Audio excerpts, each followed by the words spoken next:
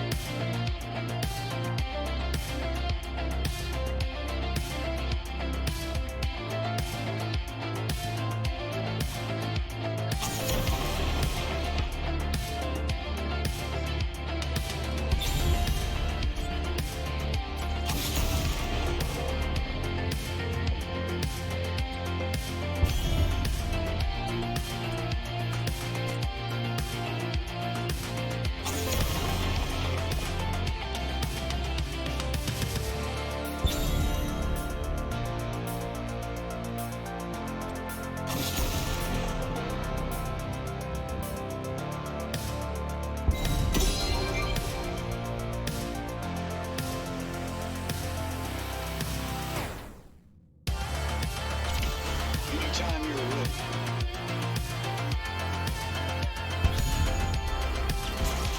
Insane cold.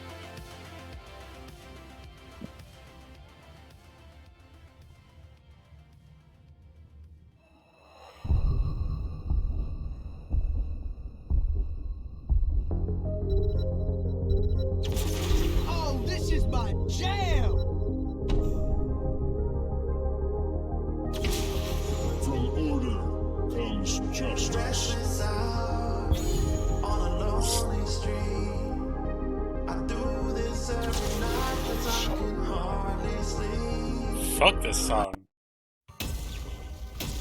Piece of shit.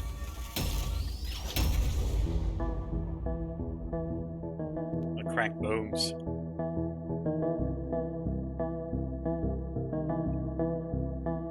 Meta tip.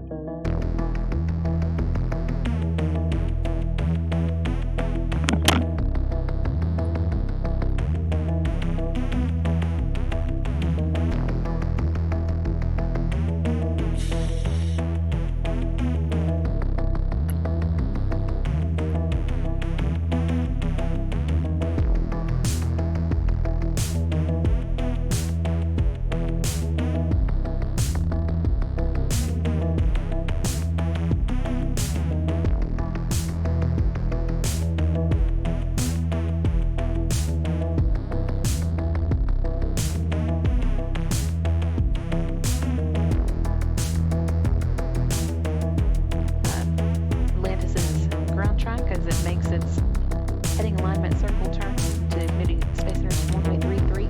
Shuttle also just announced its arrival at the Space Shuttle landing facility with subsonic booms, booms, booms, booms, boom.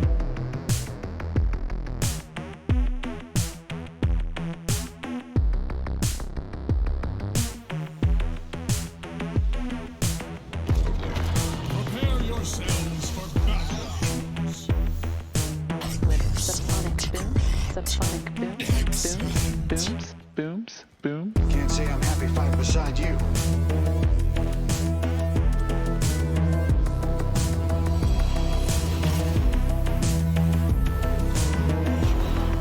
The battle begins in 10 seconds. 5, 4, 3, 2, 1. We cannot tarry.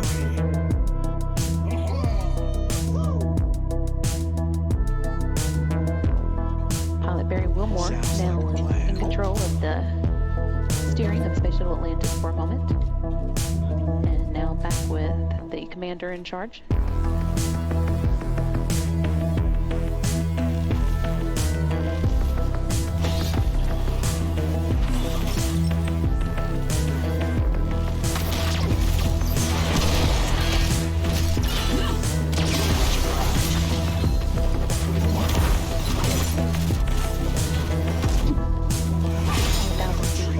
Altitude at the moment. Going at a rate of 355 miles per hour. Touchdown in just over 1 minute. Now rolling out runway 33 at Kennedy Space Center. Wrapping up 4,490,138 miles south of the international space.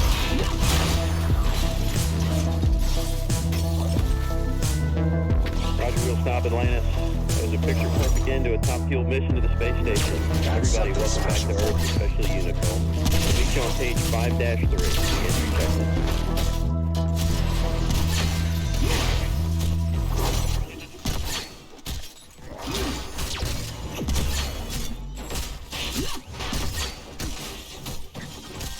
Whatever's clever. That's it. We got this. All right. This medic's my new best friend.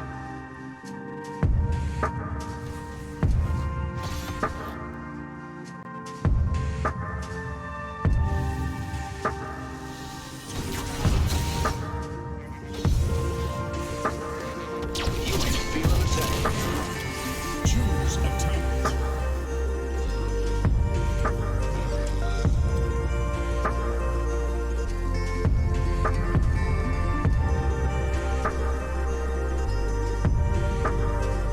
It's all good.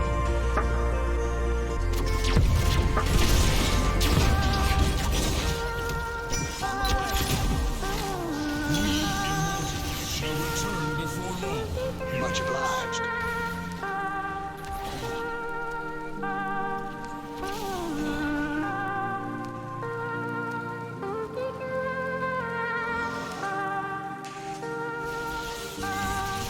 Got something special for you.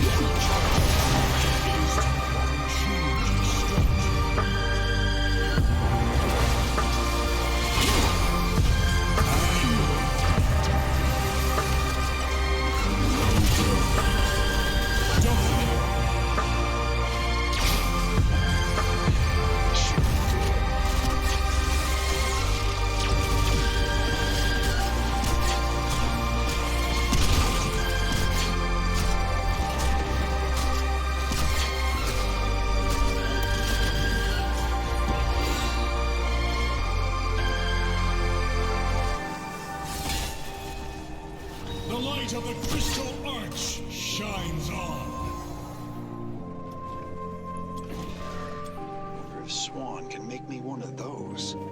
You ain't feeling the thing. To me, mortals, I march for Hell's Gates.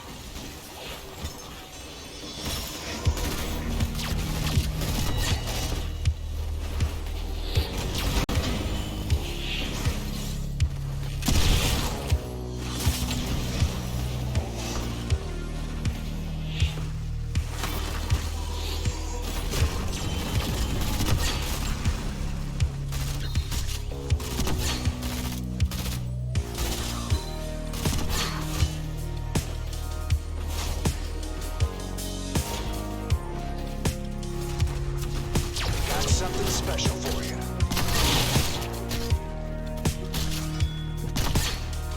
Fort destroyed. That's it. We got this.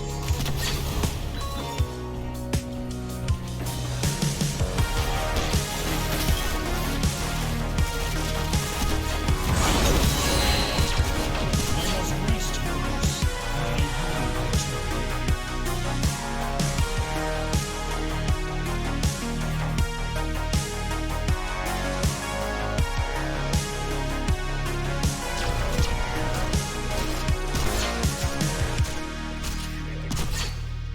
Charge it.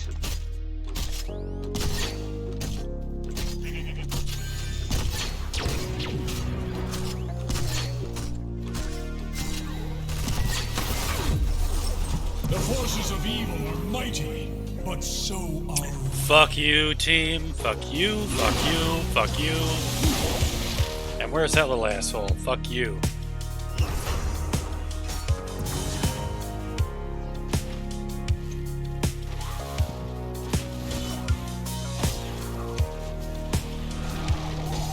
Let's make sense.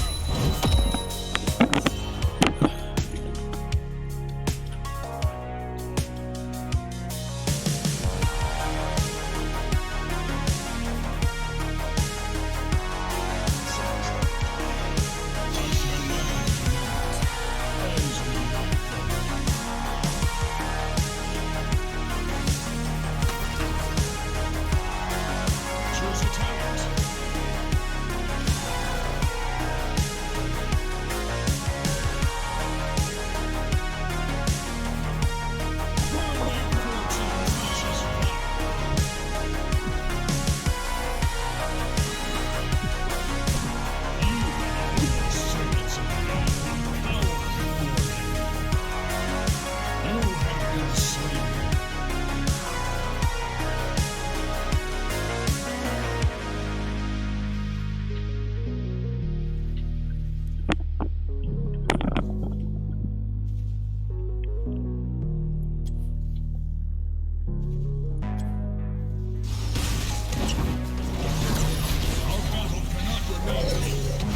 Get used to that.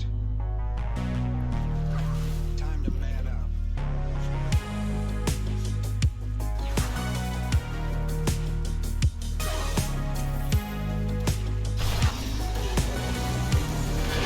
They tell you my many according to ancient manuscripts.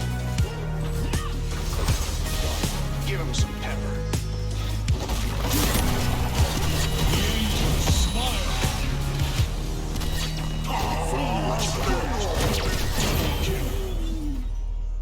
Triple kill.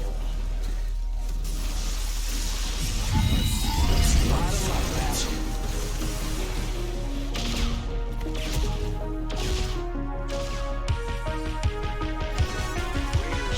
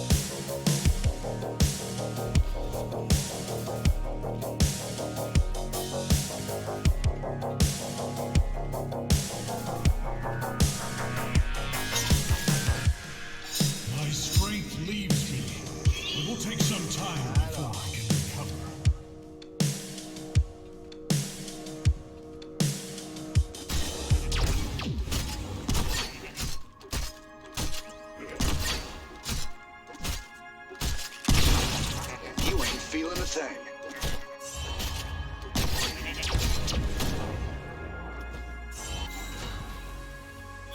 That's it. We got this.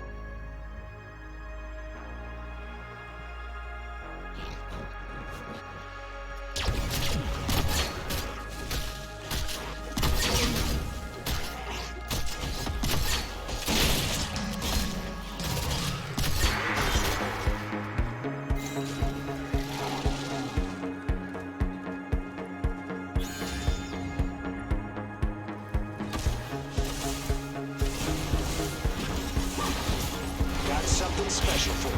Let's do it together. Hit 'em hard and fast.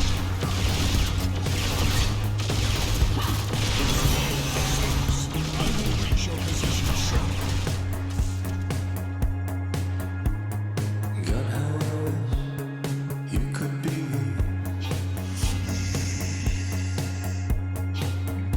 Our enemy has destroyed a fort. you after me.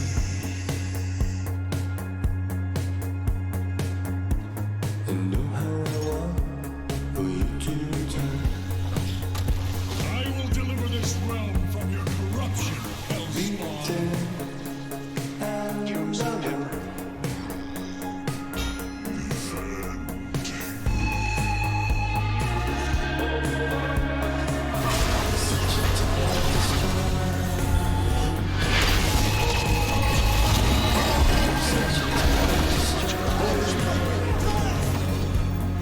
I must find another way.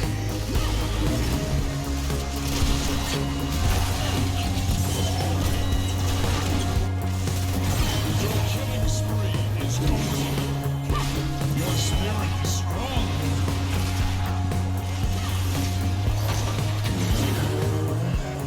Choose a talent.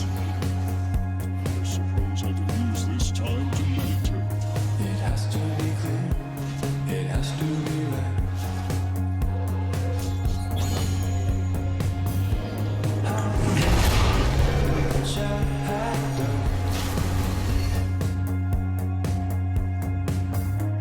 Broken and so cold. That just happened. Such a time destroyer.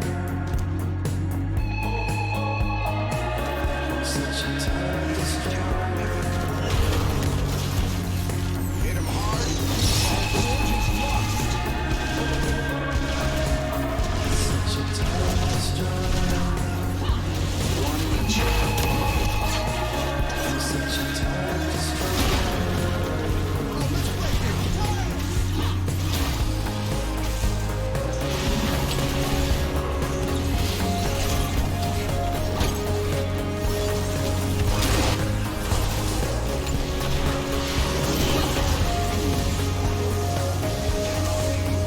Thanks for the pick-me-up.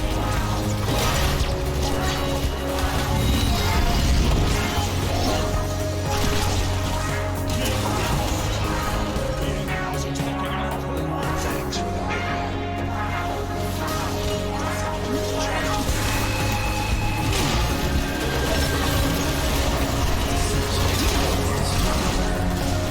Such daring. Such a time destroyer.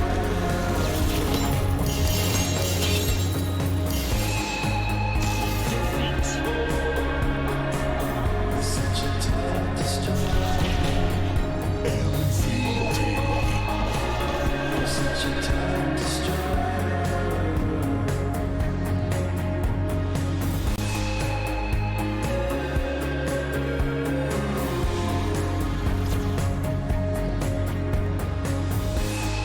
How many fucking rank points did that drop me down? What the fuck is that shit? Wasn't I like right there? Like, whatever, this fucking game's a piece of shit.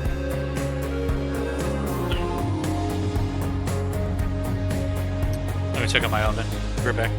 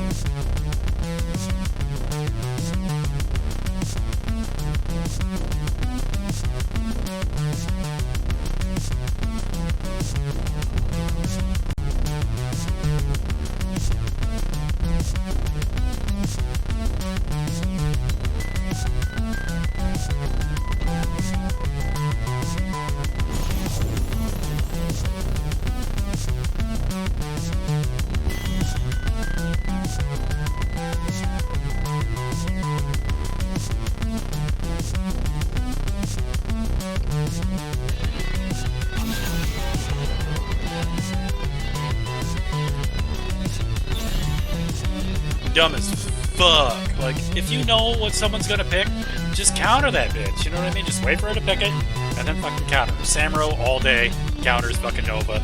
Easy.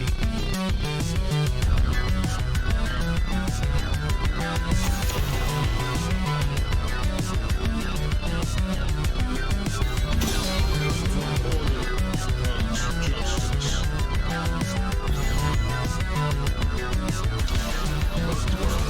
I will fight to my last breath.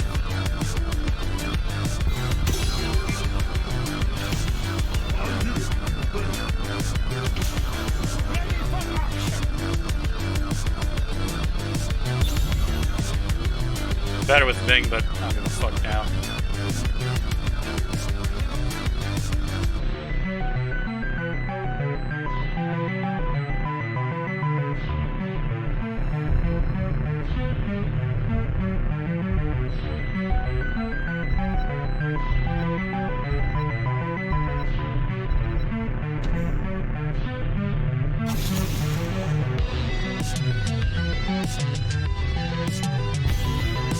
Those dumb motherfuckers were already showing a mage, you dumb fucks. What the fuck are they doing? Why would you ban another mage after your enemy team's already showing a mage? How fucking retarded can you be? What the shit?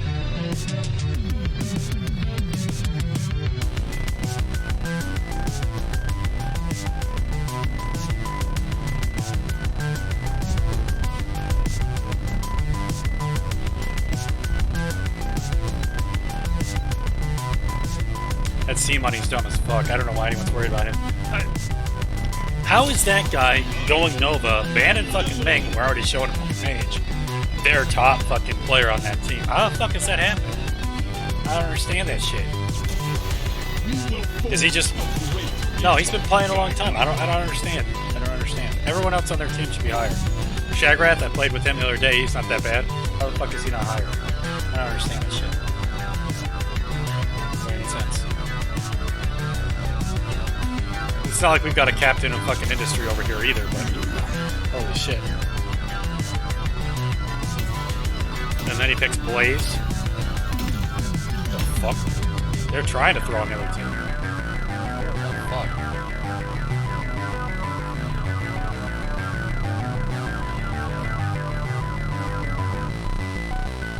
If we don't win this match, there's something wrong with our team. Like, they're just retards.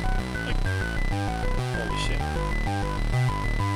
They should be open shut. The only thing that they have on that team that's good is fucking Rhaegar right now. Like, everybody else is kind of like, you know, B, C, something like that.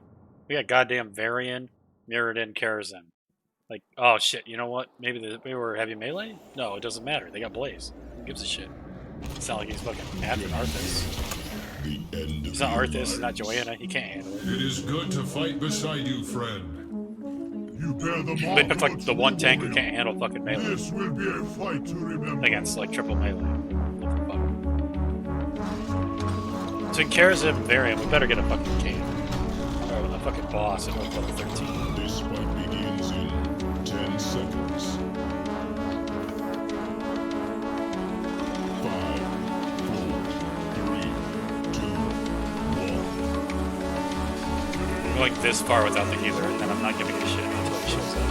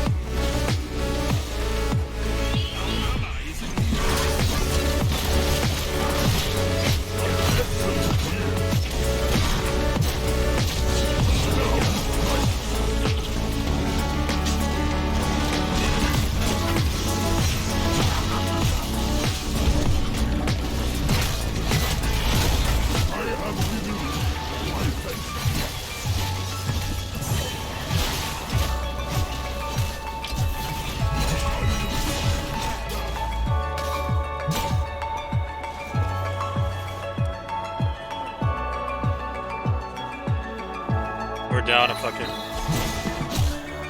Oh shit, did that healer just die? Yeah, he died.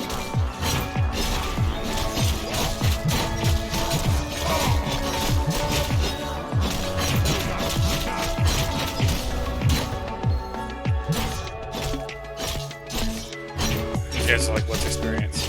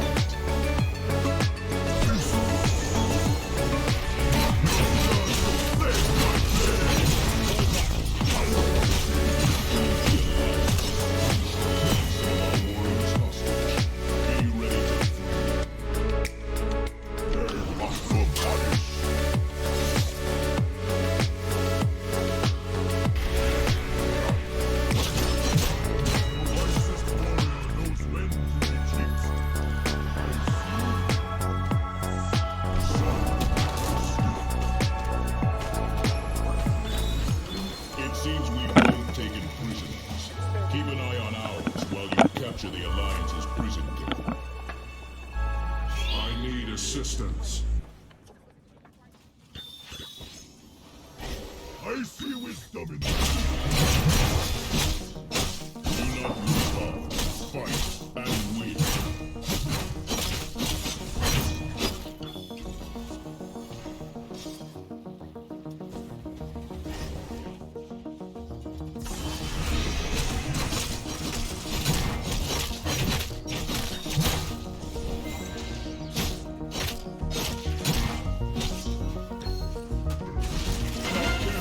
Stop the Alliance and secure the cage. That camped it, big off, cost us both the objectives. You guys are dumb as shit.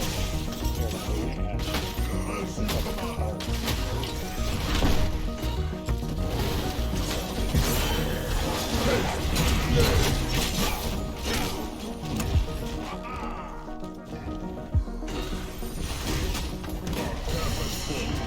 Be ready for the Alliance's cavalry.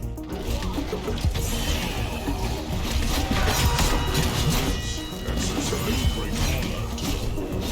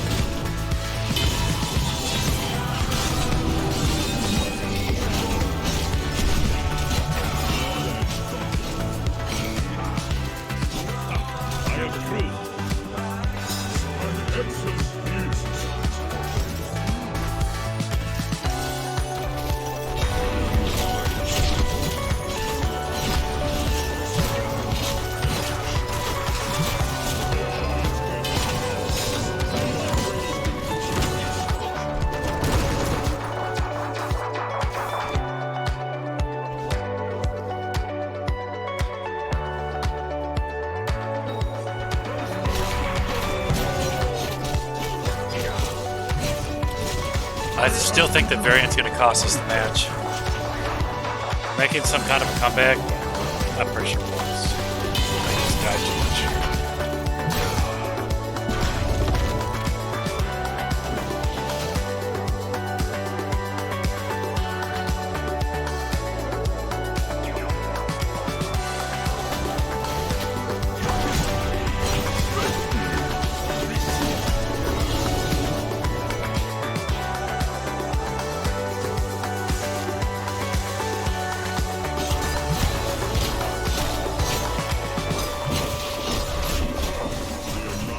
Trembles before us. I don't need eyes to see your progress. For destroy them by the blade.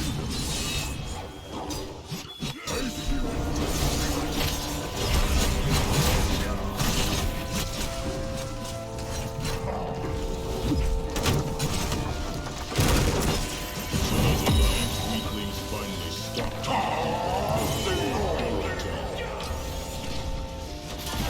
I approve.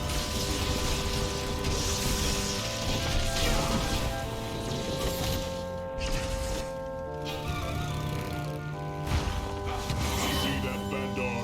That's how real warriors fight. I need assistance. Good thing our team can fight without that fucking Variant because he ain't showing up.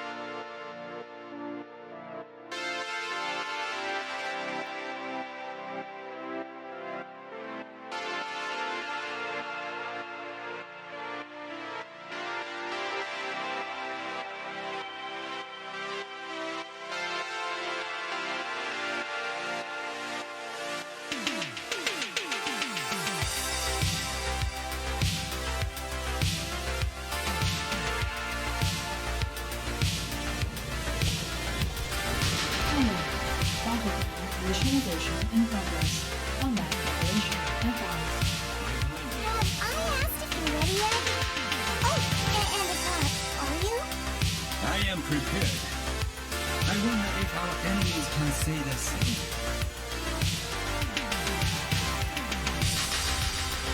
Time remaining 10 seconds. 5, 4, 3, 2, 1. Collect the warheads and defeat your enemy.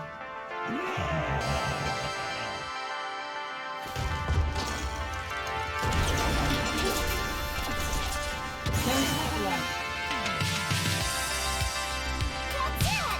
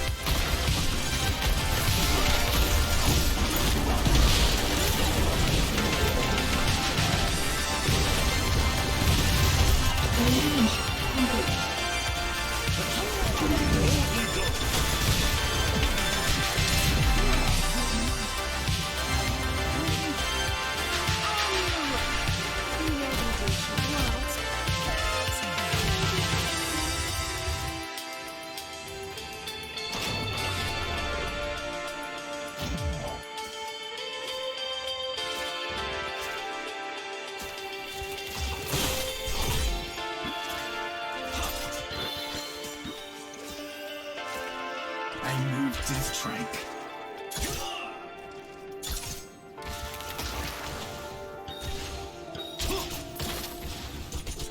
Select the target.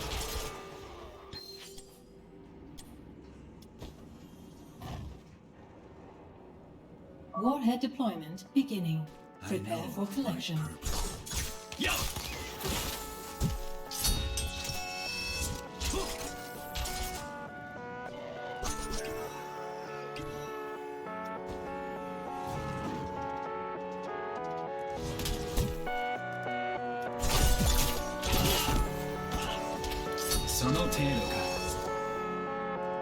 I moved this strike. Warheads deployed. Form an orderly line for collection at your convenience.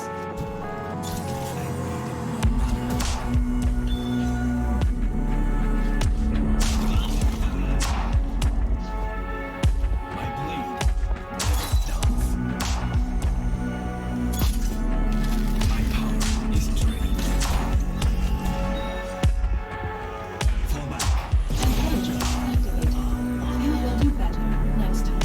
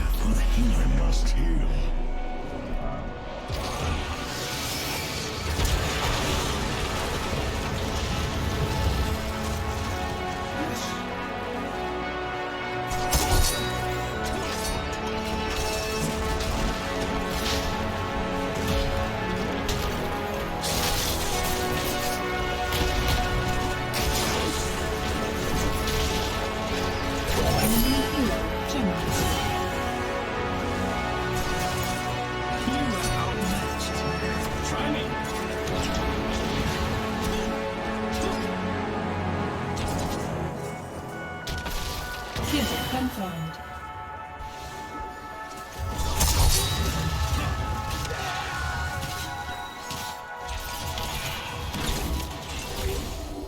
Thank you for the healing.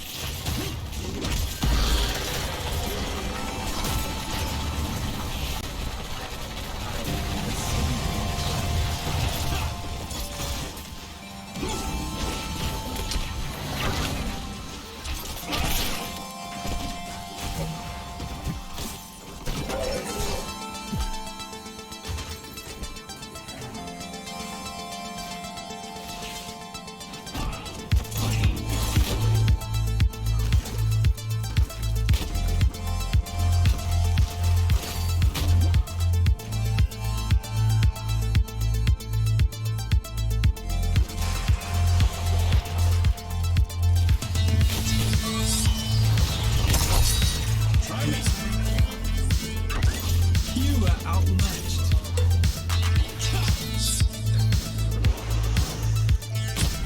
Select a talent. I will make use of this.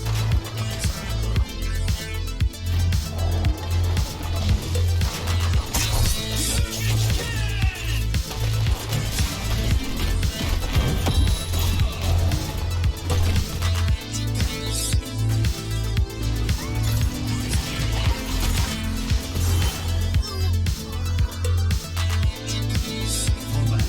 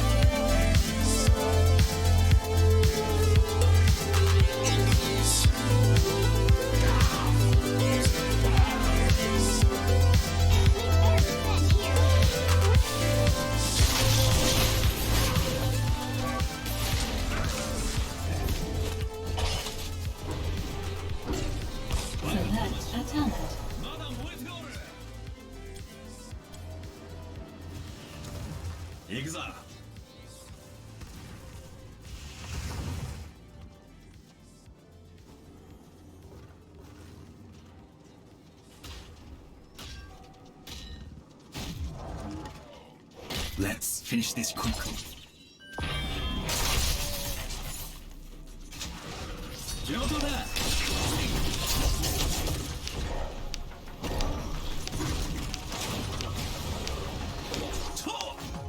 am restored.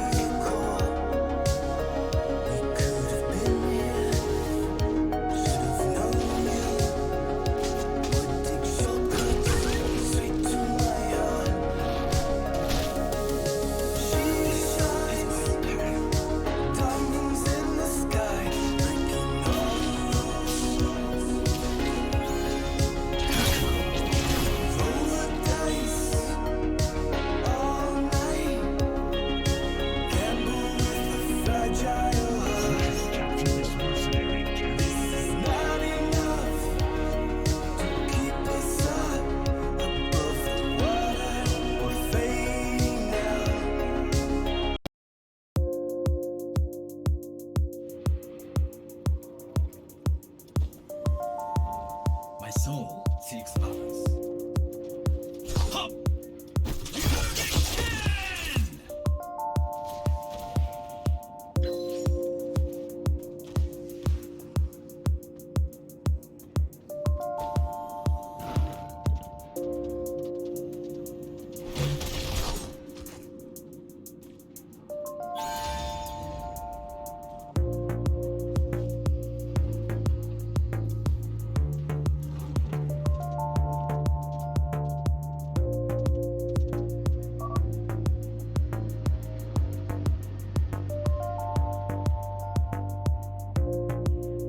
My blade. Enemy fort destroyed.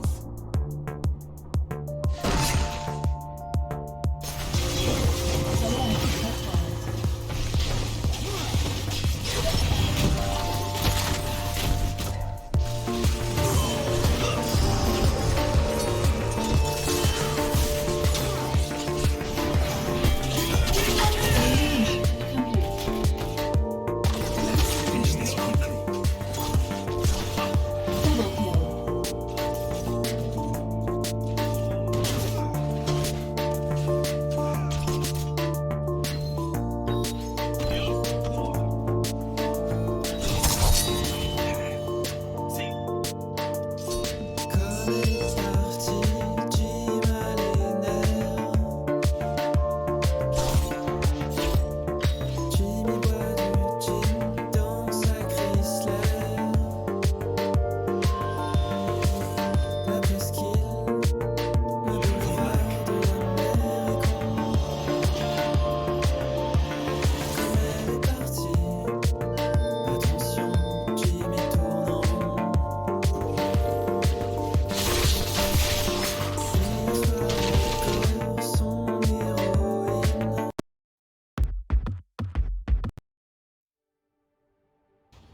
Yosh. We should capture this mercenary camp.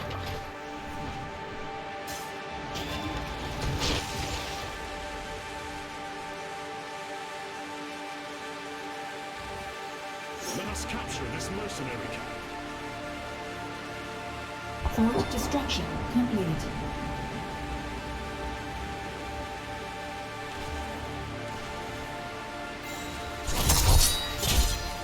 You are outmatched.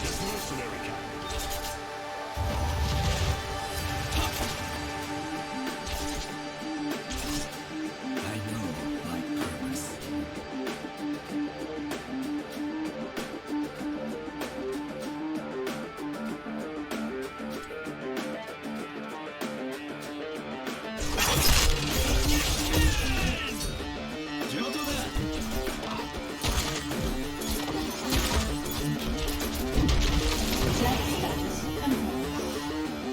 I fucking hate this team.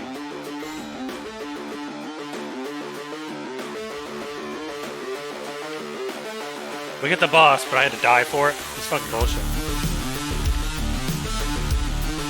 Instead, we should have got this fucking camp. We should have stopped this from pushing in here. If they were smart on the other side, they'd get this and they just win. Like, fuck this boss. You could push this and this faster than that and never get through there. You can have one person go back and defend under this tower, and if they didn't come back and defend, fuck.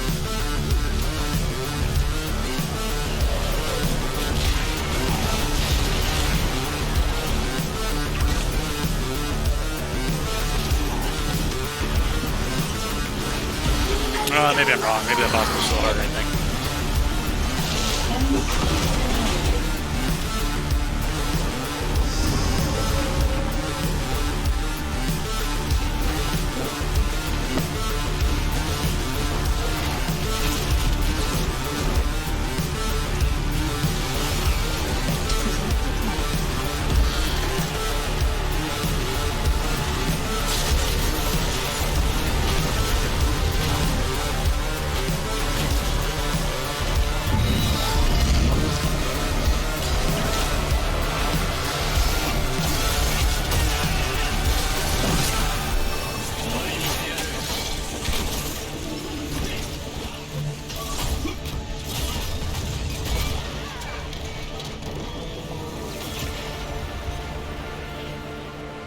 What the fuck are they doing over there?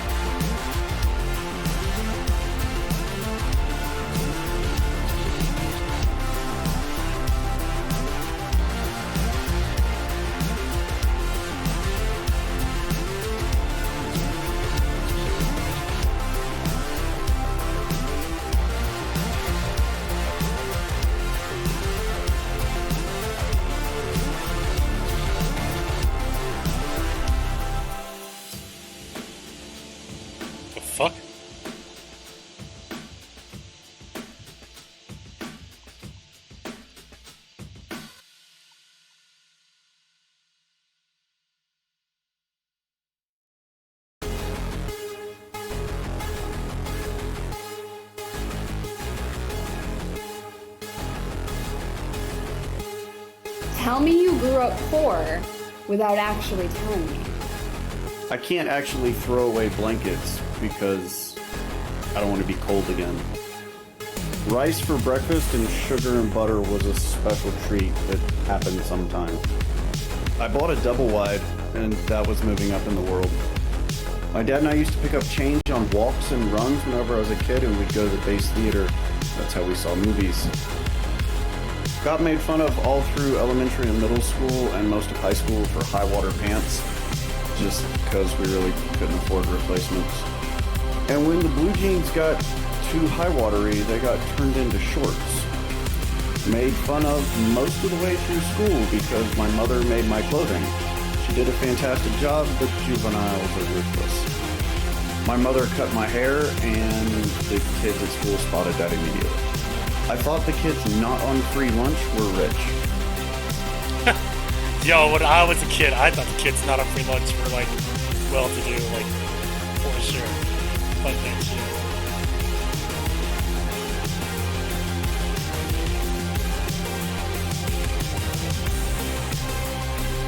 I'm Eric Wrighton's Navy SEAL, and today we're going rhino hunting.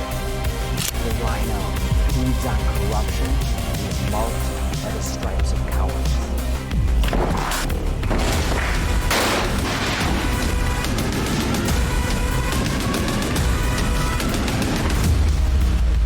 Join the MAGA crew, get a rhino hunting permit. There's no bagging limit, no tagging limit, and it doesn't expire until we save our country.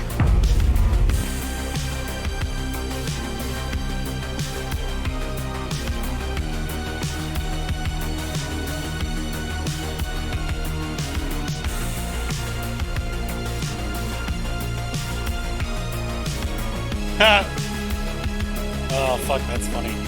I can't even repeat that one. It might be racist by glitch. I mean, it's really funny, but like, it's about Juneteenth and janitors working, in staff, people not working.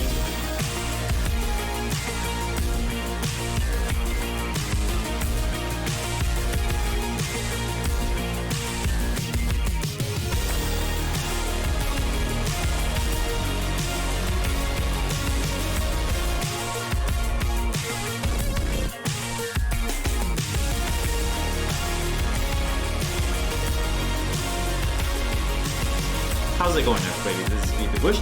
Today I have this thing called the Haidilao Self-Heating Cool. It's a napkin. Ooh. Actual chopsticks we gotta assemble. Push those together. Other novelty, $11.99 for this thing. So for one tiny meal, that is kind of like an instant noodle almost type of thing. It's quite expensive, but you know, it's like a novelty, you know, to try out because it heats itself. You get free plastic chopsticks, and I got ice in here. I'm going to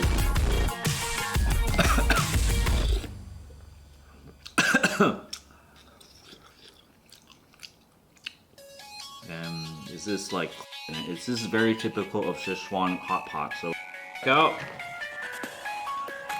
I got this thing over here. What the heck is this, right? Take a look. It's like, and then it absorbed up all the water. So I want to know what's in this thing. You shouldn't be eating this. I probably shouldn't be touching it either. Look at this. So this is what's inside. Kind of like flour. It's like kind of crumbly type of flour consistency.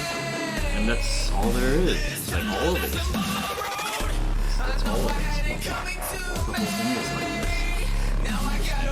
this. Still hot and steamy. So that's it for this Haidilao beef self-heating hot pot. It doesn't feel like a hot pot. It feels like a, you know, like a sukiyaki. Because you're not hot pot. To me, is you dip stuff in, you eat it right away. You have some, you know, rare beef that you dip and then you cook. Of course, you know, this is like a close.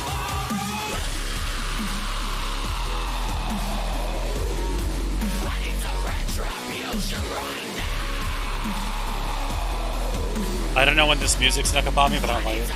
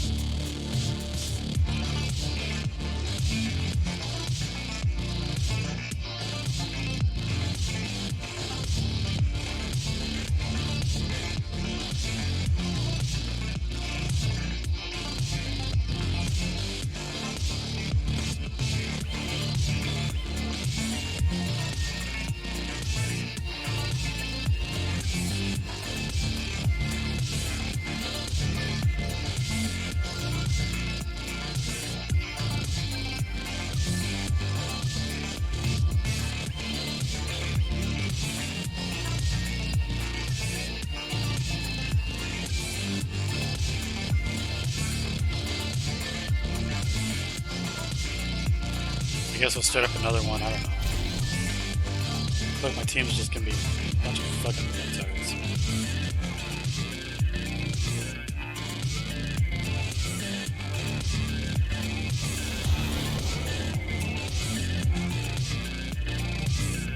Person.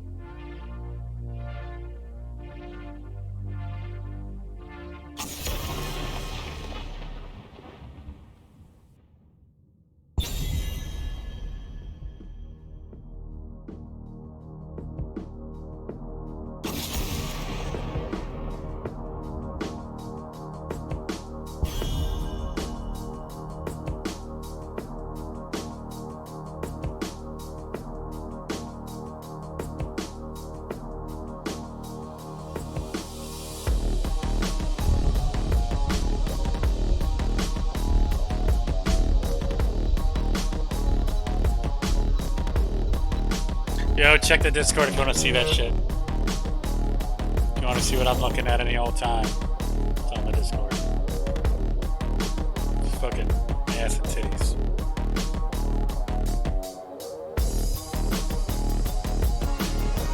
I don't know, I'm popping out of the roof of a fucking... What is that? What the fuck was that? I don't know. Some fucking spaceship. Water sounds good. What sounds better is fucking brownies.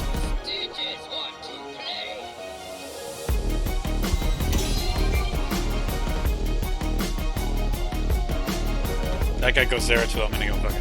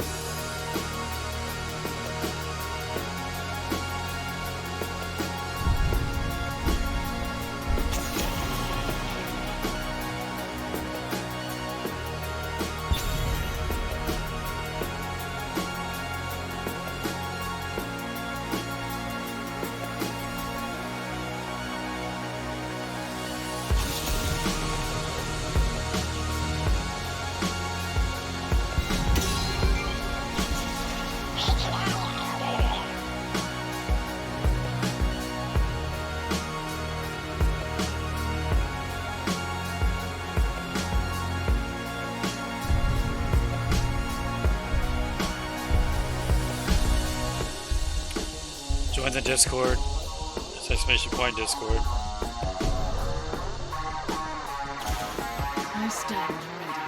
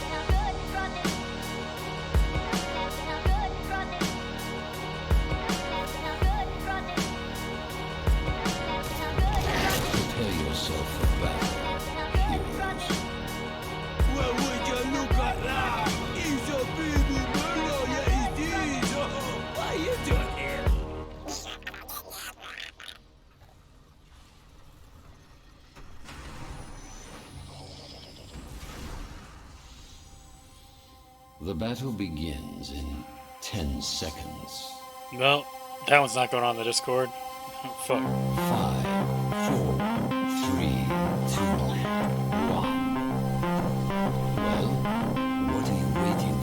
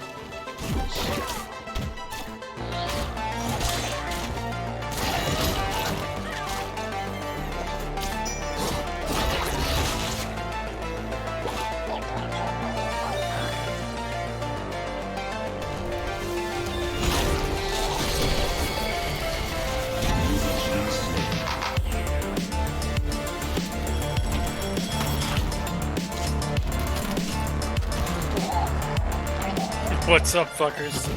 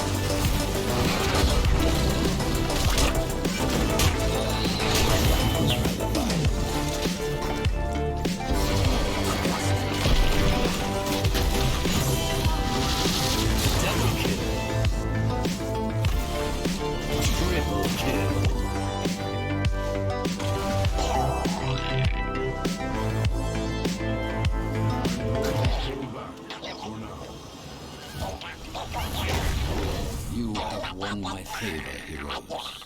Let your enemies know my wrath. I shall assist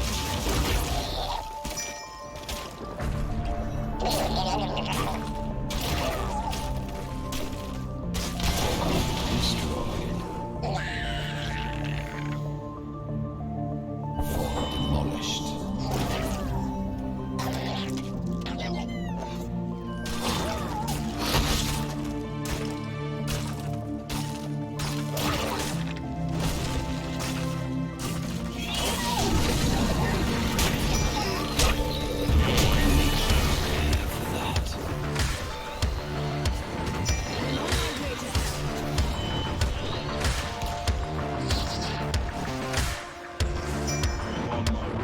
Choose a talent.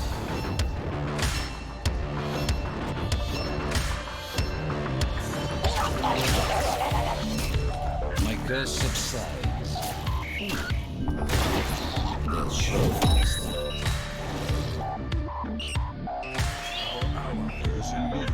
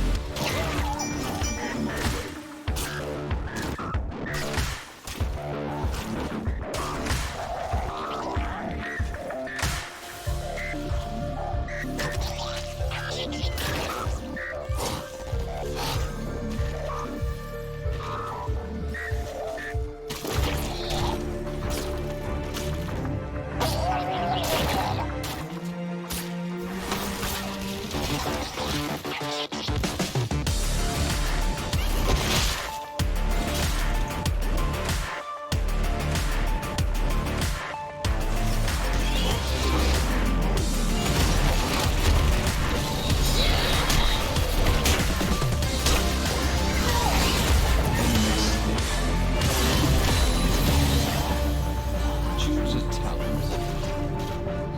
Challenge.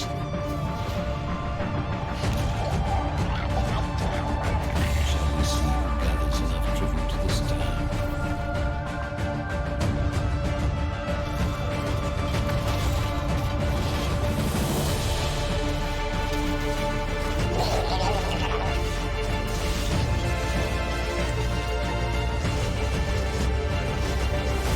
Keep eliminating.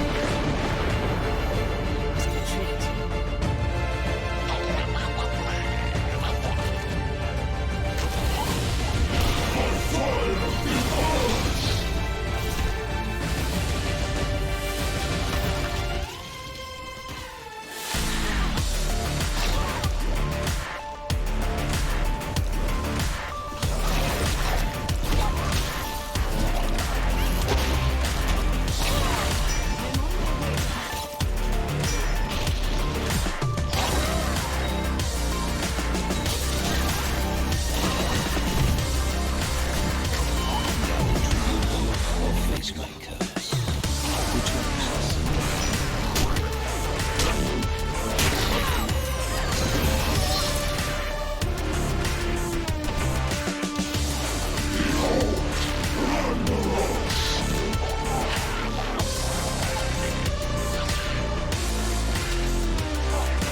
I love Murky.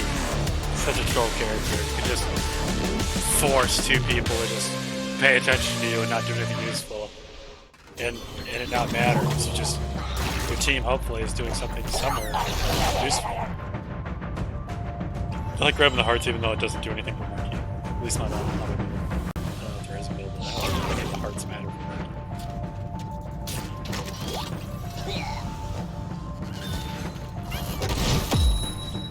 Trip slimes.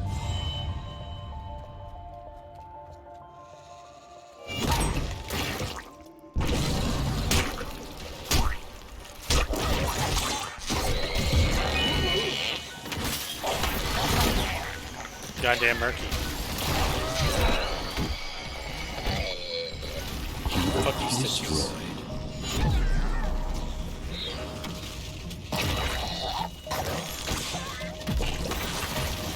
Bitches. Take this hero down. I grow tired of your petty squabbling. Gather tribute. Earn my favor.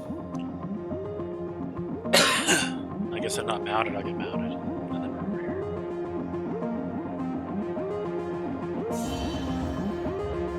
here. Fishing. And or crab.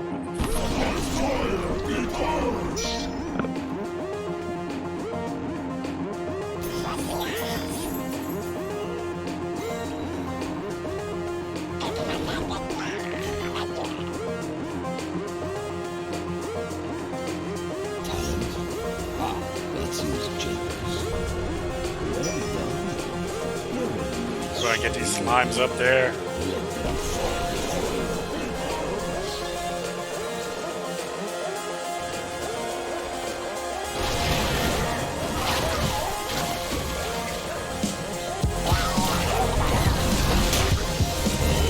Bitch.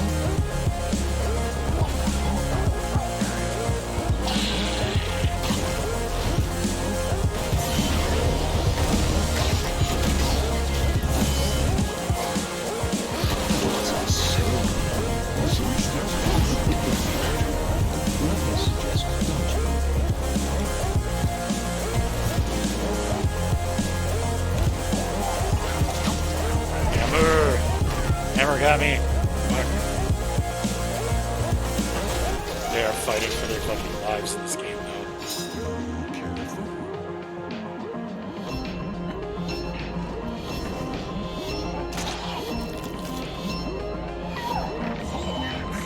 And so the curse ends.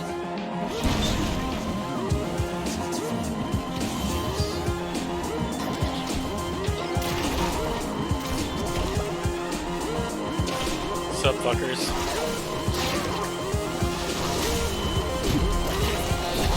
Later, bitches. Oh, they got me. Oh, wait. There's more murky.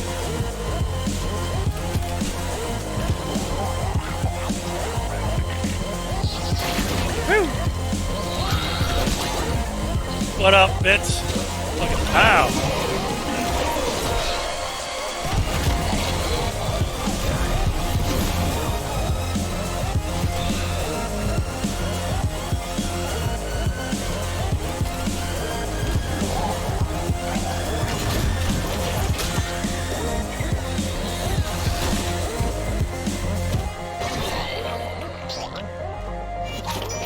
Join you shortly.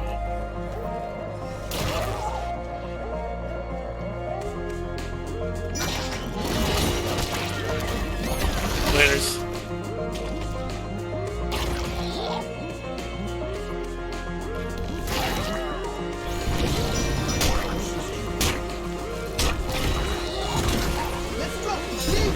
Laters.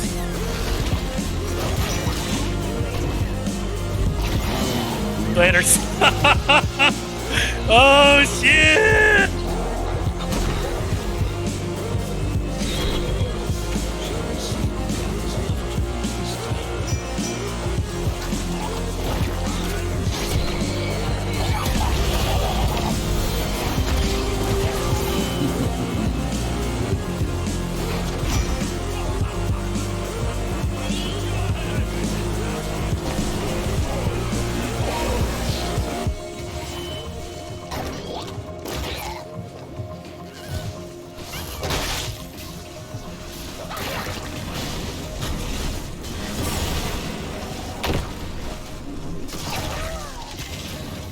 Fucking nope.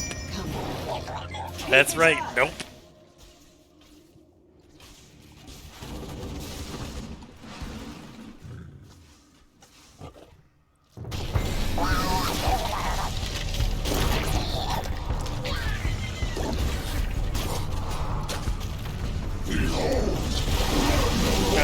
bitch.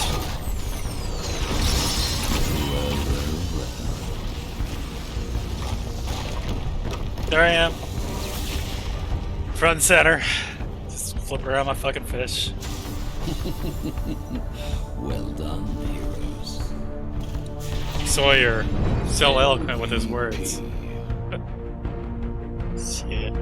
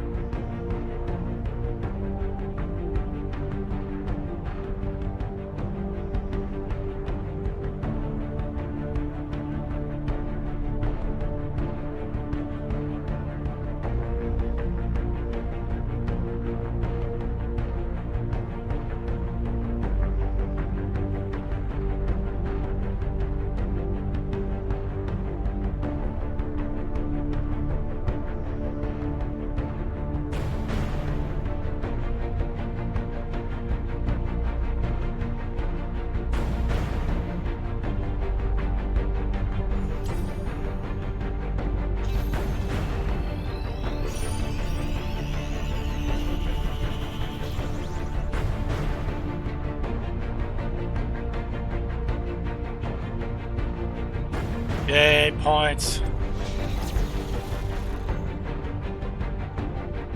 Some girl couldn't shrimp, I told him. Fucking shrimp bugs. Shrimp or sea bugs. Oh, fuck my water! Oh, well, I got another over here.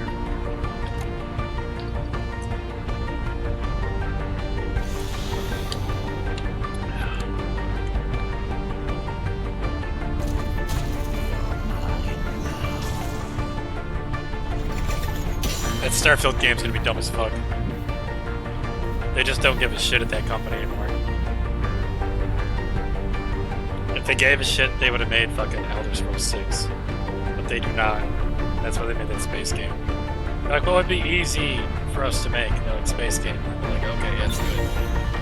Now they made that. They're gonna fly around and do all the same fucking shit-ass missions that you did in Fallout 76. For some fucking space shit.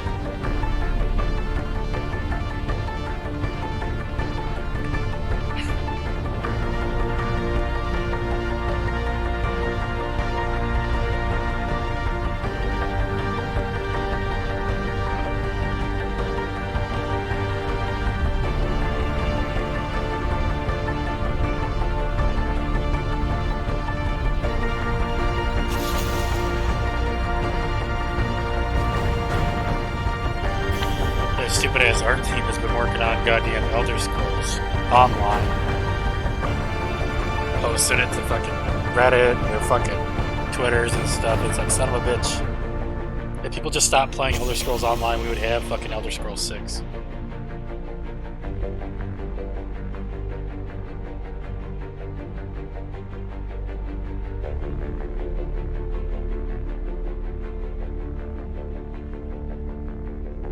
I mean, I don't care what anyone says. They can be like, oh, it's a different studio, oh, it's different, that's different. No, motherfucker. It's the same fucking artist. It's the artist, it's the programmers, they're all fucking working on that instead. It's the same fucking building. You can have 1,000 names for your company, but it's the same fucking building. It's the same 500 fucking people. I goddamn hate these fucking idiots on these forums.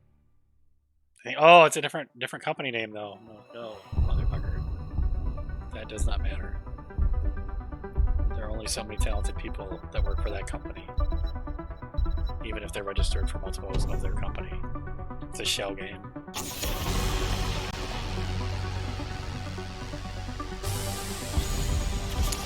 Fuck, Sawyer's on the other team. I don't remember who we played last match. I think he was the Ragnaros.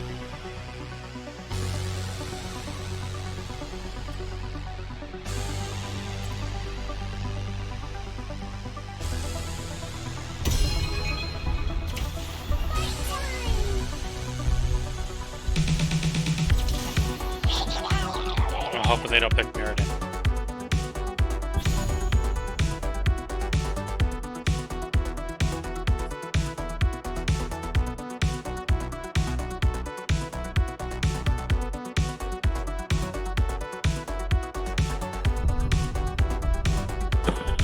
Mirrodin have a big ass fucking mole on his nose?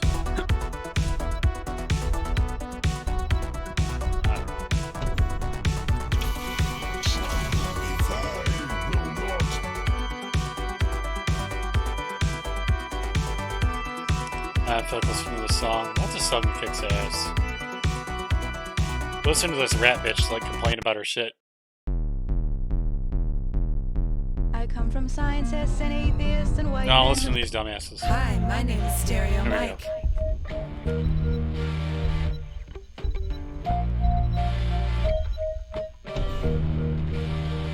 Yeah, we got free tickets to the Brand Van concert happening this Monday night at the Pacific Palisades. You can call in if you want to answer a couple of questions. Can you hear me or something? Because I think that takes shit. Jackie just called up and said it was a form of rock for. Let me know if you can hear me. Give us a ring ding No? ding. Okay, cool. It's a beautiful day. I'm so worried. Oh! Liquid, ring a ding a ding, and I want those 3 Brand Van tickets, man.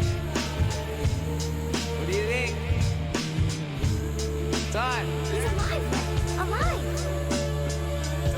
I woke up again this morning with the sun in my eyes. When Mike came over with a script surprise. A mafioso story with a twist. A too-long fool, Julie Newmar here to get your ass out of bed. He said, I'll explain it on the way. I love how this fucking dumbass fucking NBC posts this. Then Trump stormed the Capitol. Motherfucker, Trump didn't do that shit. On the day of, he said, like, don't be violent. I don't know how people can fucking twist that shit.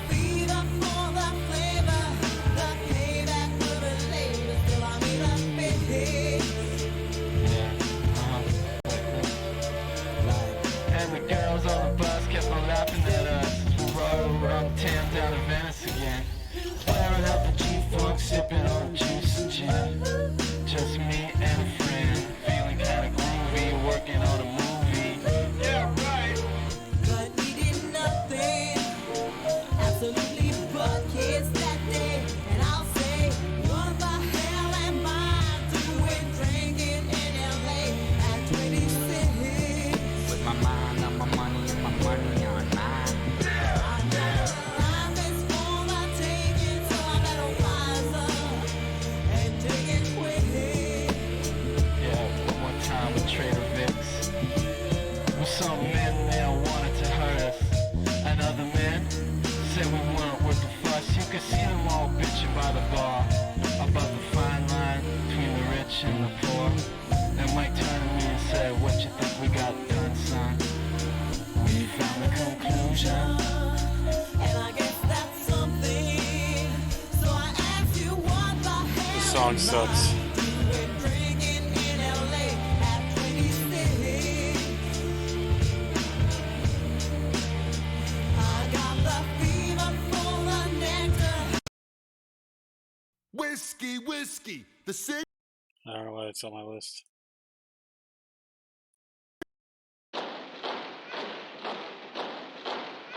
DC Load Letter? What is this? 5, 4, 3. I don't even know what song this is. Sounds kinda cool. Do whatever it takes.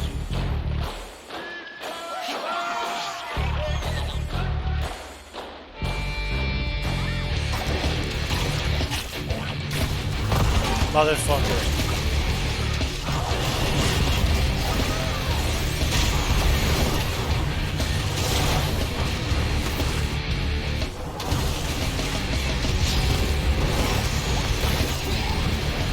Get off my ass.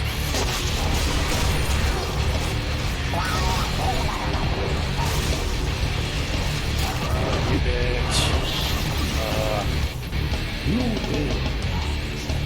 I want to get my slimes up, but I don't even have to tell them.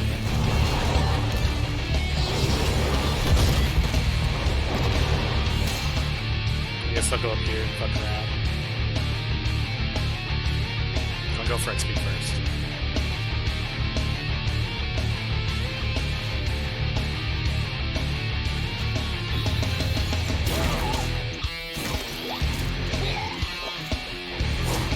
Bitches.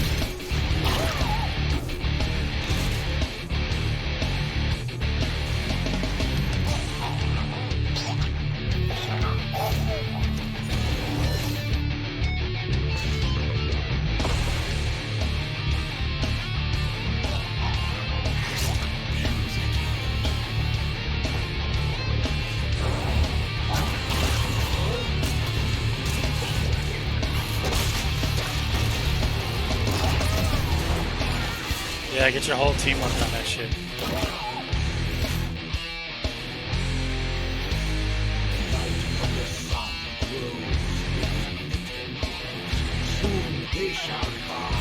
Doesn't matter how much this fucking speed.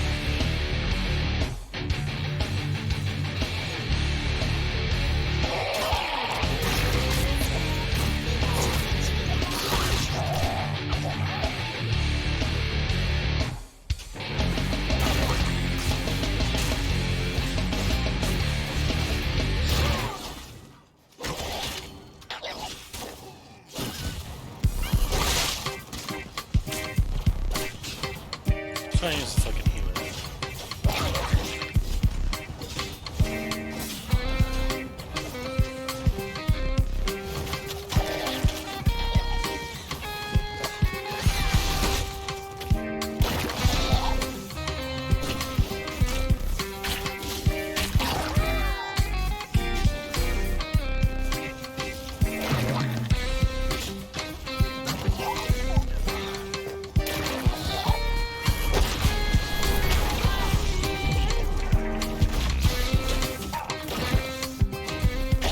Then the habit of returning, my son.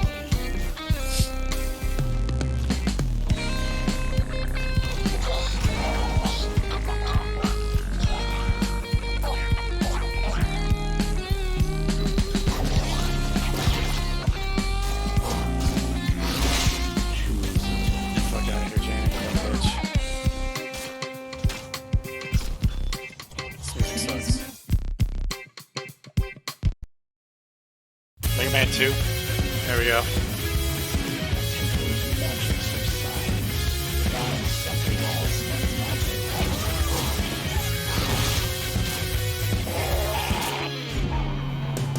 Do do do do do do do do.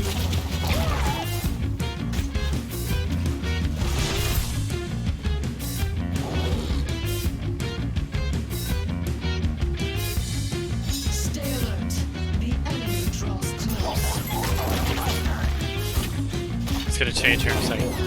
Da da da da da da. Oh, don't kill me. Cocksucker teammates. Cocksuck teammates. Hey, you guys. Oh, I hate you.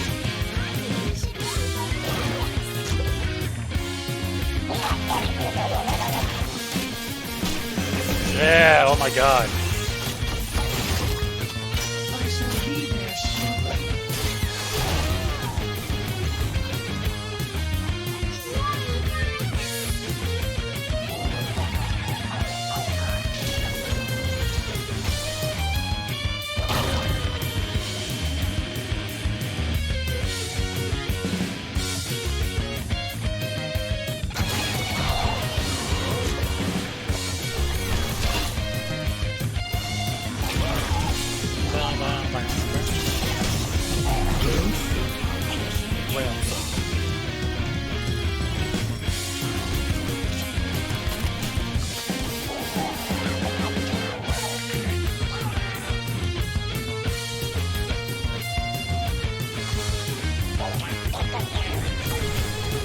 Pikachu, I choose you.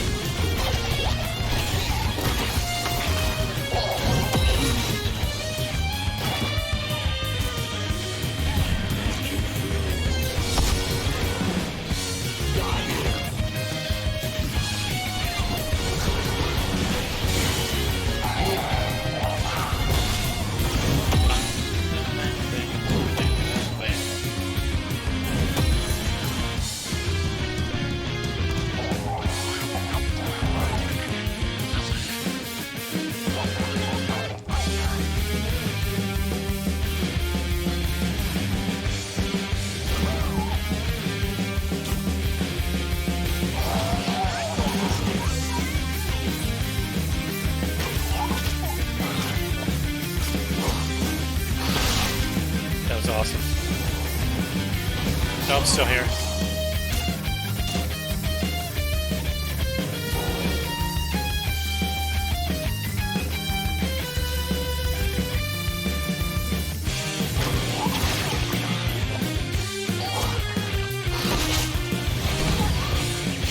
Eat dicks.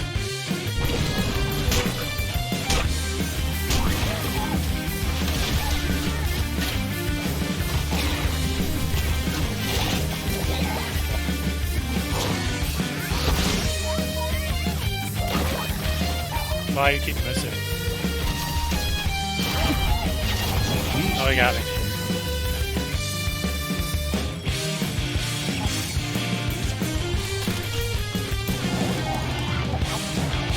I'm gonna go beat the shit out of mid-range.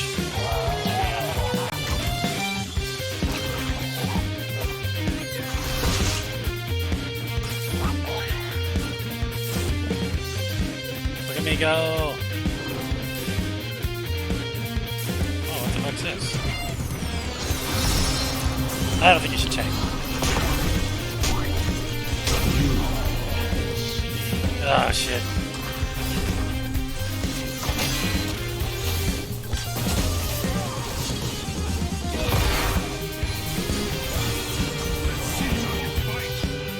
Don't leave the zone, you dumb fuck.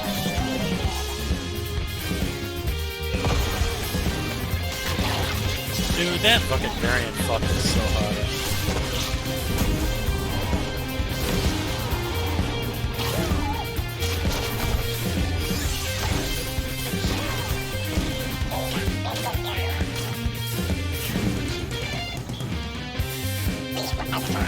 Dipshit variant, I can't make up for this dumb fuck.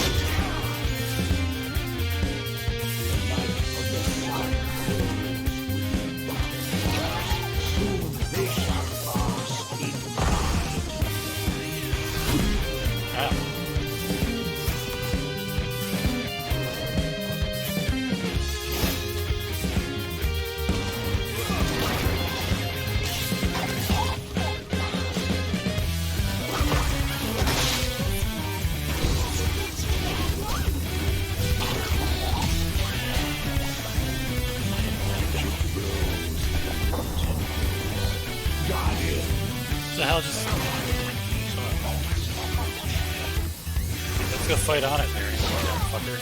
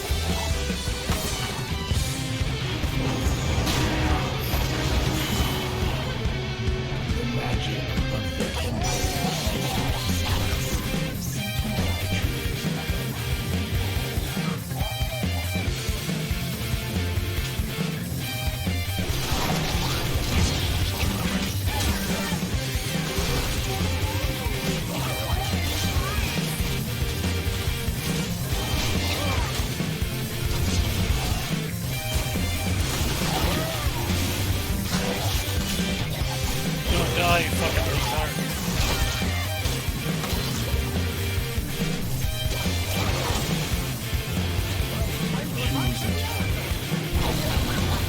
Yeah, let's fucking heal it right now.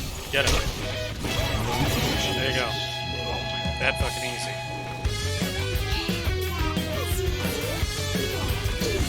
I'll go up here and get this shit if you're not gonna fucking do shit.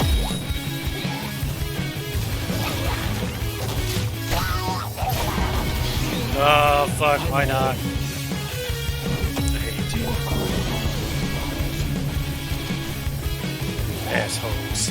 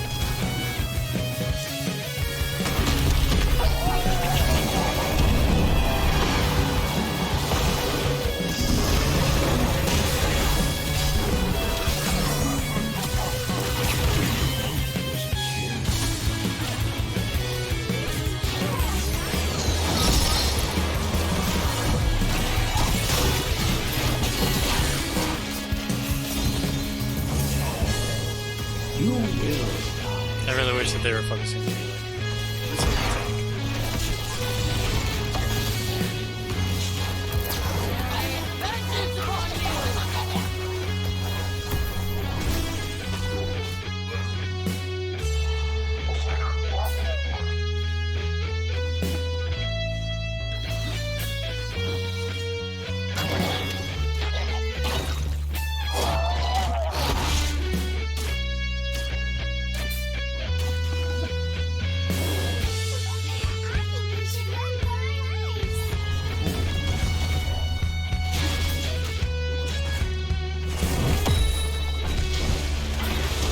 Please kill him.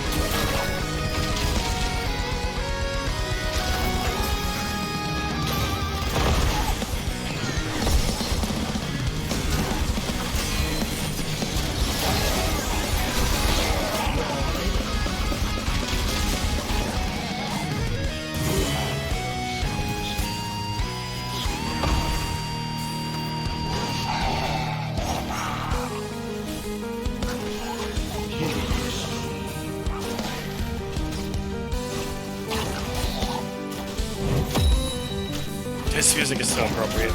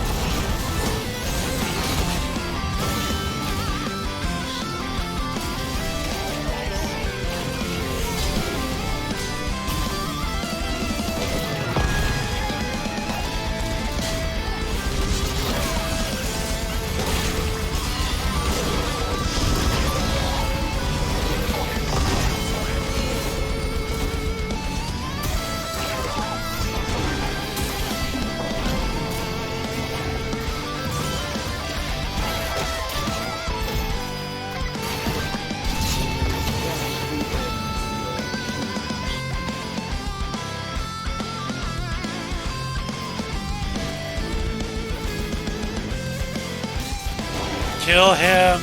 Kill this motherfucker! Kill this motherfucker! Get him! Fucking bitches.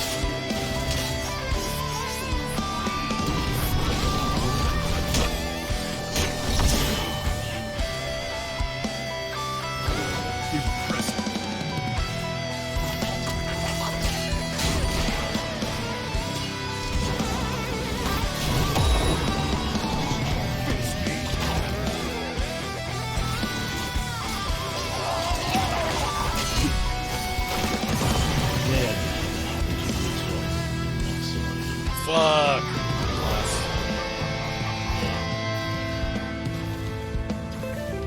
Oh, I might have won actually. We have 3 cats.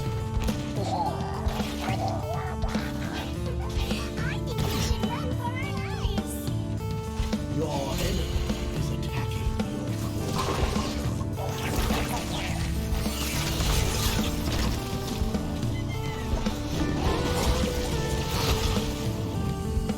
My temple's power has been restored.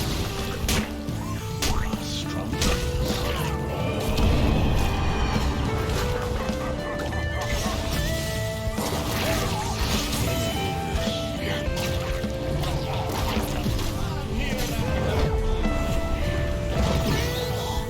Damn!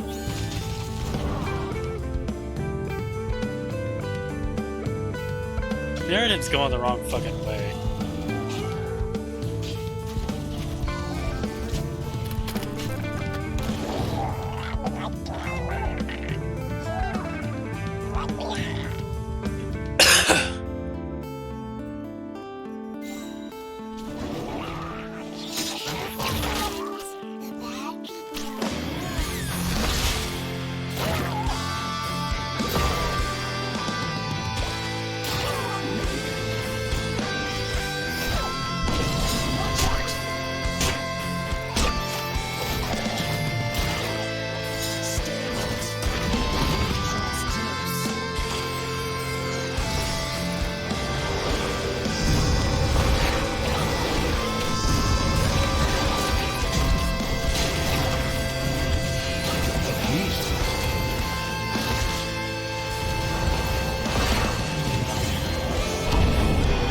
There, I have my egg and I should have made my egg.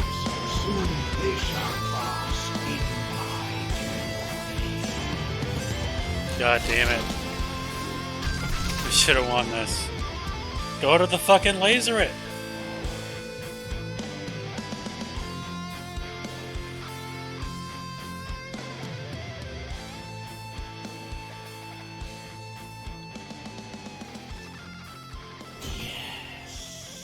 My magic flows through Ah, the fucking good game. temples, Guardian. Mirrodin didn't have a fucking clue what to do. We didn't stand a chance right there. He didn't even know. He didn't even know. He was just running around in circles on the left side of the map. I don't care. No, you can't. Do visit again. I fucked up my talents. MVP.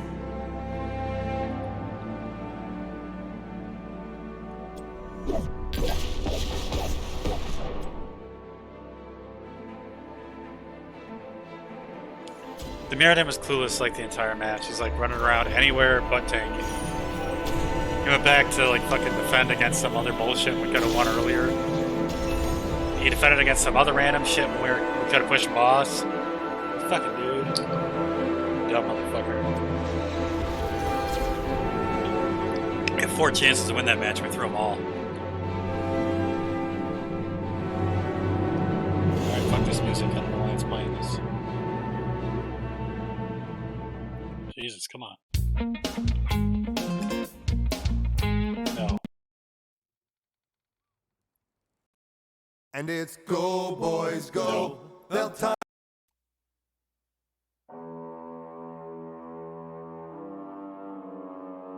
No.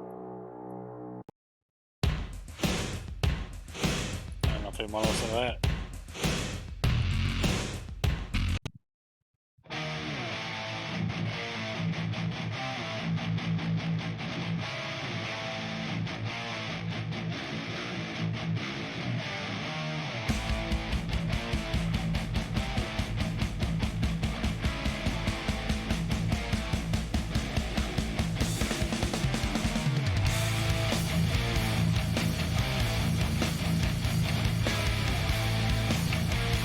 I gotta piss, but I don't want to lose this fucking.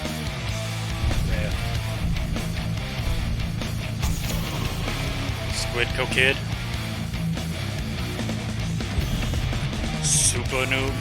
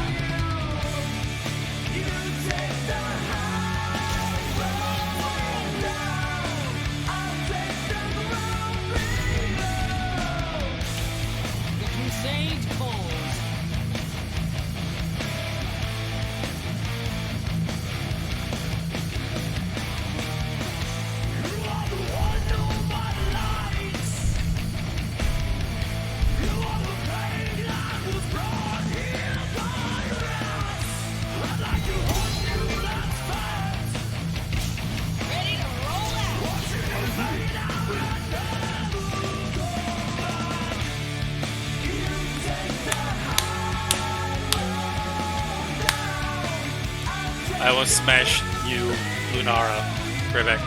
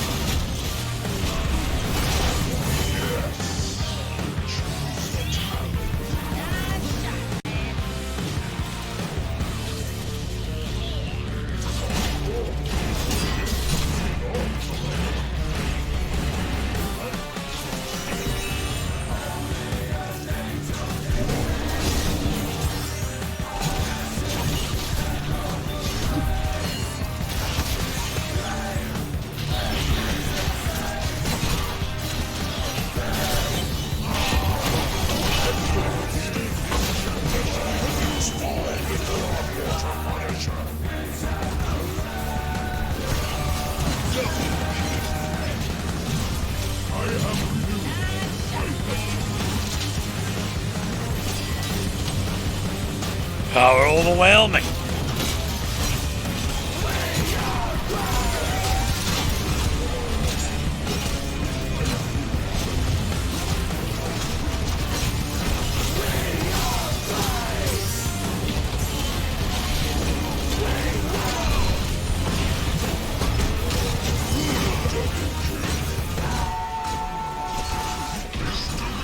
Oh.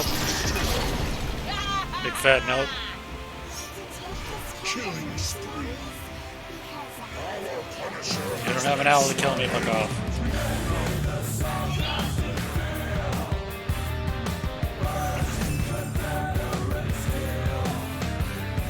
Full 2400 health.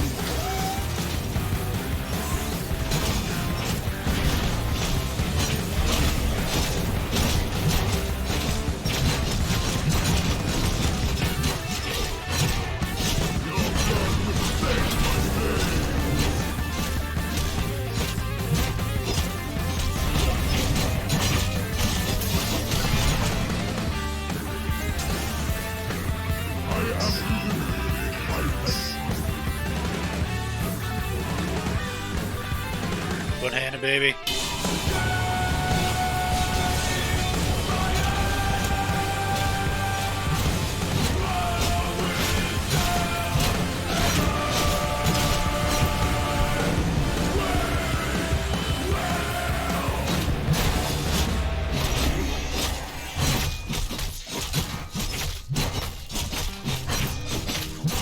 Your blood will thank my blade. The shrine gathers power. Well, claim it in my name. Barbarian, bitch.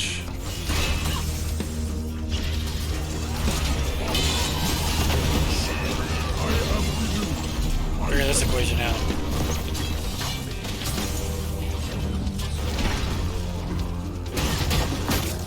Ooh.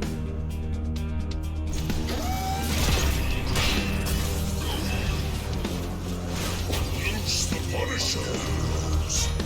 Tear off. That looks like you're in trouble.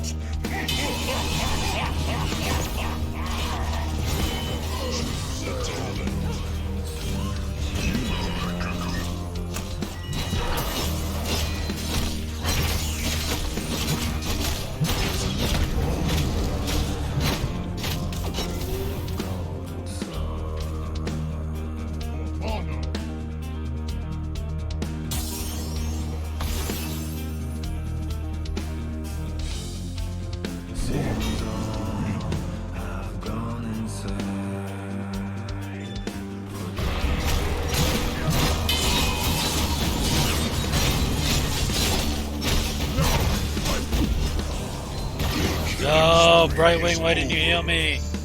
I hate you, bitch. I had Brightwing with me and then I didn't.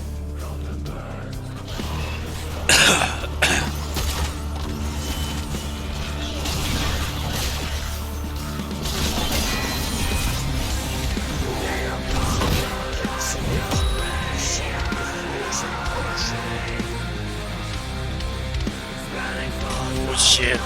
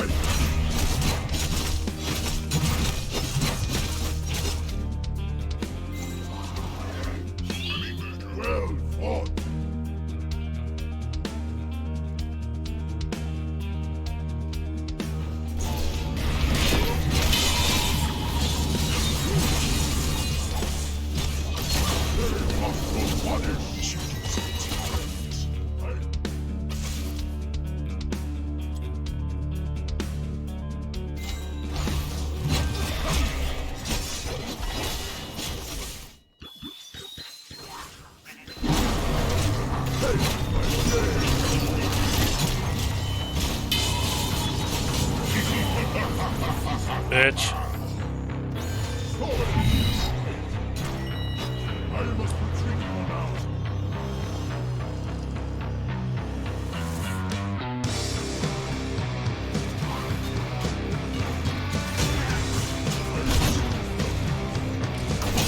Kill his ass. Like, fuck him. He's fucking dumb. Get him.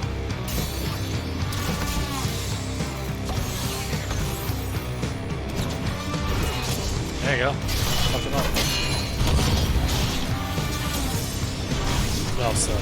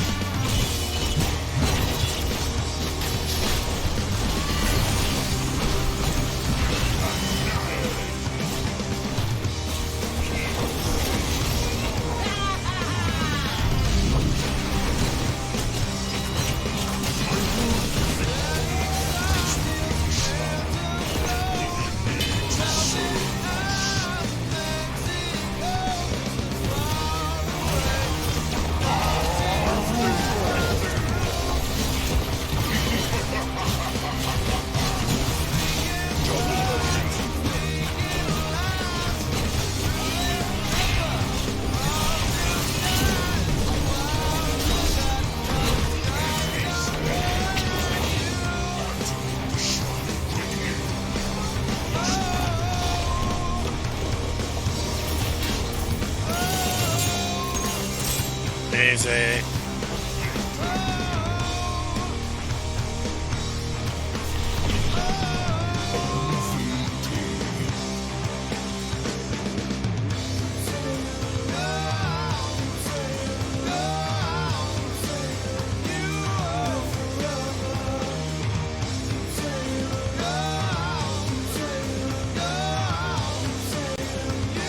Nobody fucking bans goddamn Samuro. Fucking 2% ban rate? That ain't right. Somebody banned fucking Probius? What the fuck?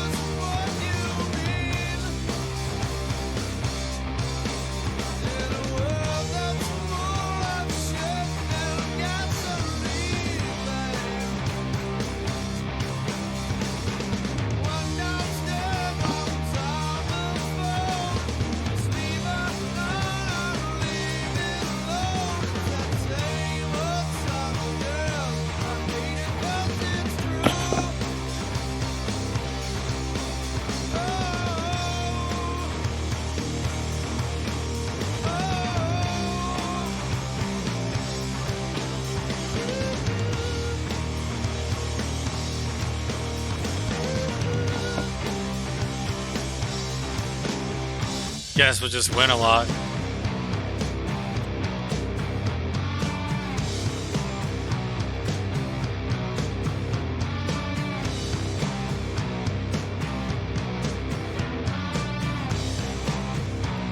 He keeps tagging me for shit.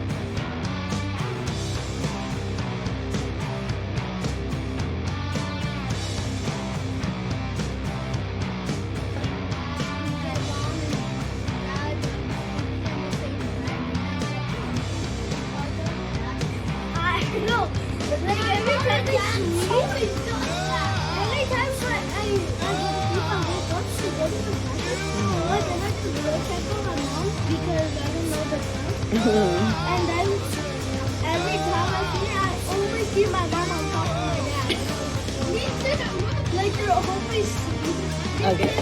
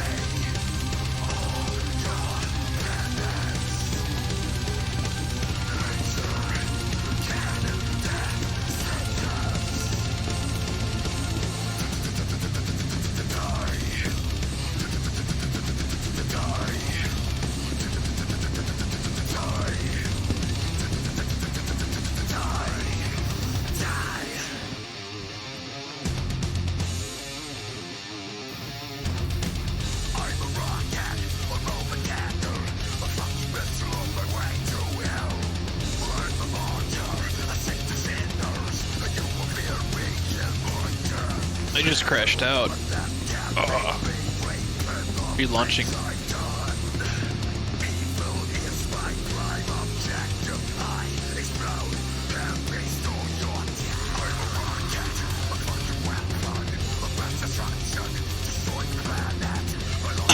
I didn't want to be on this channel. I was deliberately on the other channel. Oh.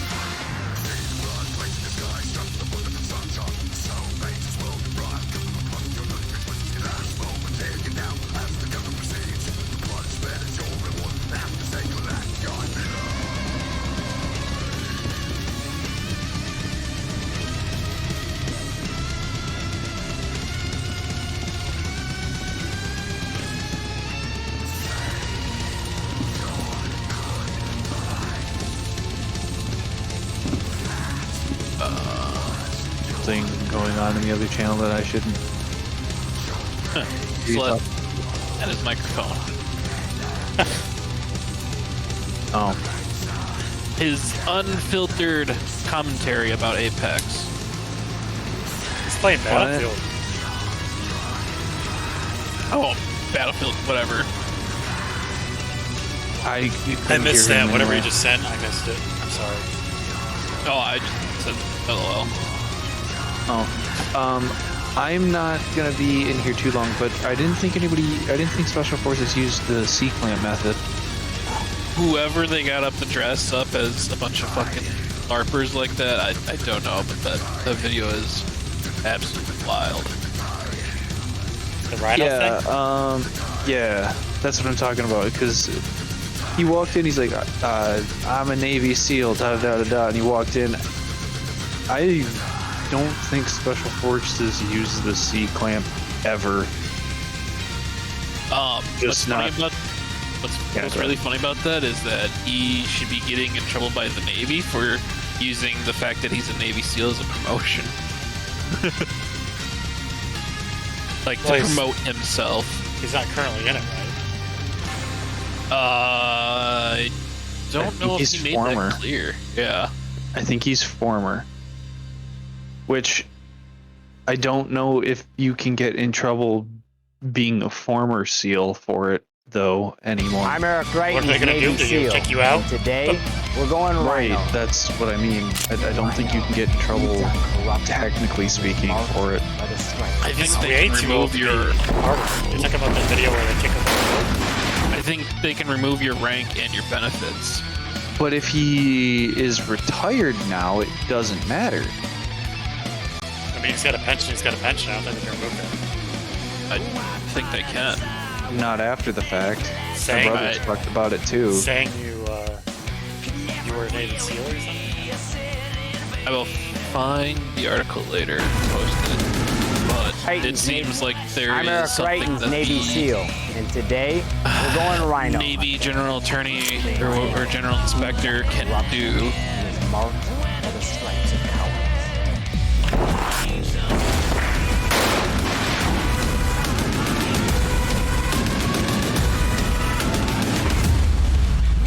Join the MAGA crew. Get a Rhino hunting permit. There's no bagging limit, no tagging limit, and it doesn't expire until we save our country. I was watching the video again. I guess right in the beginning it says that he's a Navy SEAL. Doesn't say former, yeah. It says U.S. Navy SEAL. Yeah. Yeah, I'm looking at something I don't think right anyone now. thinks he's actively in the Navy SEALs with gray hair, though. I'm looking at.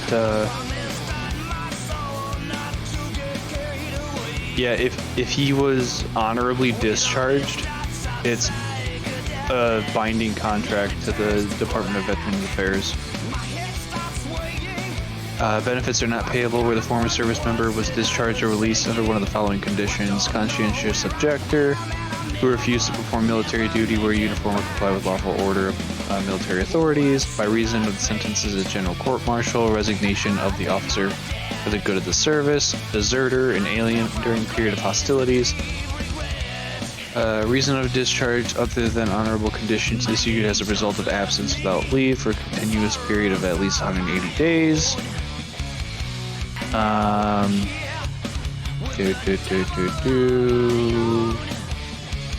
Discharge or release because one of the offenses specified on this paragraph is considered to have been issued under dishonorable conditions, one of which is homosexual acts involving aggravating circumstances. No way. Yeah.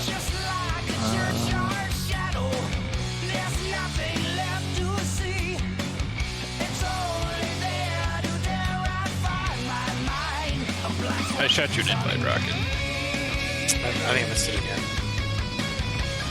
Yeah. Let me know before you do it. From what I keep looking at my left right, screen for military shit.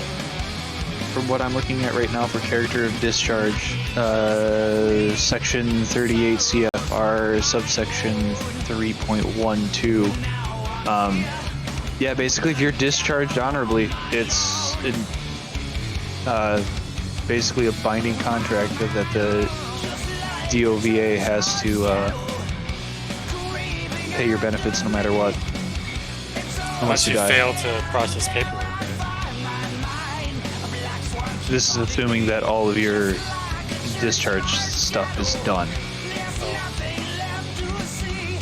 I don't know. I gotta pop back out though because I'm helping other people with their things. I just saw that quick and thought I'd pop in. So I'll probably pop back in a little bit. I got 138k worth of drugs still to sell. I saw it that time. What are you doing? Are you on that other server? No, you sent me an invite, so you're on this one. Oh, I can send you an invite from any server. Oh, not the. Yeah, I'm not on the P2. No, I'm going shopping. What did you buy? Better shields for some ships. I keep trying to put the fucking upgraded.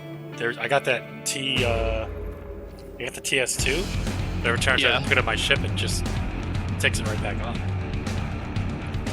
Are you clicking apply changes? I equip it and then I save changes equip. I'll try it again today though. I haven't tried it today. Huh. It says it's equipped. I don't know. I guess it worked. Check the inventory. It's in there now. I don't know. What the hell? It works. It works.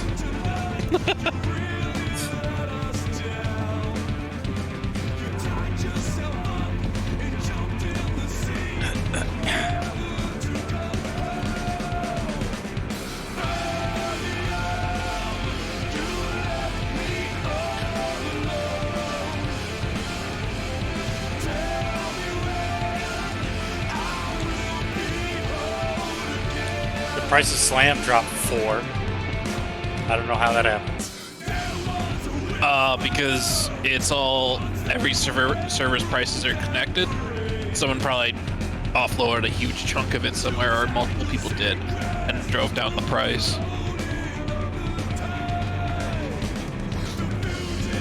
I wonder how they offloaded it. Server hopping. Oh. Oh, that makes sense. Fuck, I should have done that. You sell. Go to another server, sell. Gotcha. Although I think sell, upsell. I think every location should have a global maximum though, and a global replenish rate. So I don't think server hopping can. It'll work at least twice. Maximum's like 500. Usually it only has 200 up. I mean, it'll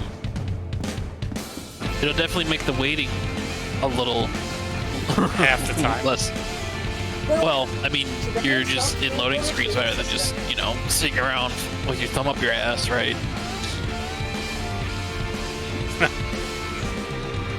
All right, Cat's not on. Let's grab our miners. That's what we should do.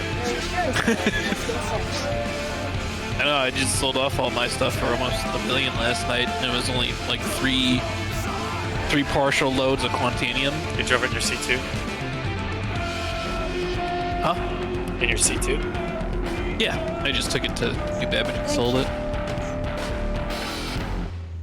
My Prospector will be available in 2 minutes. But then I've got to drive up there for 5 minutes. Yeah, I'm going to Crusader and then coming back, and then I gotta go take the C2 back and grab the Prospector and then bring that back to Tresler, and then...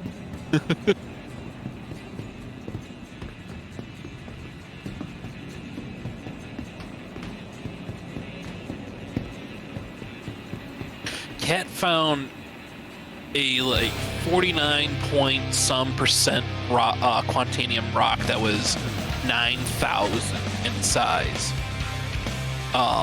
the other day, and no one else was on to help him crack it, so he had to leave it. Been there. Well, he had the Stampede shit. He's got all the modules. He should be able to crack it. There's a finite amount that it can do. Oh yeah, 9,000 is a little high. I mean, I don't think he's experienced enough to really... man. It might be doable. I don't know, but... I don't think so. I think 8,000 is the high limit. I think he's at 9. That's if you've got a Lancet and a Stampede and... What's the other one? Lancet, Stampede, Surge. Yeah, you get Surge to get up there, Stampede to stay in it. Yeah.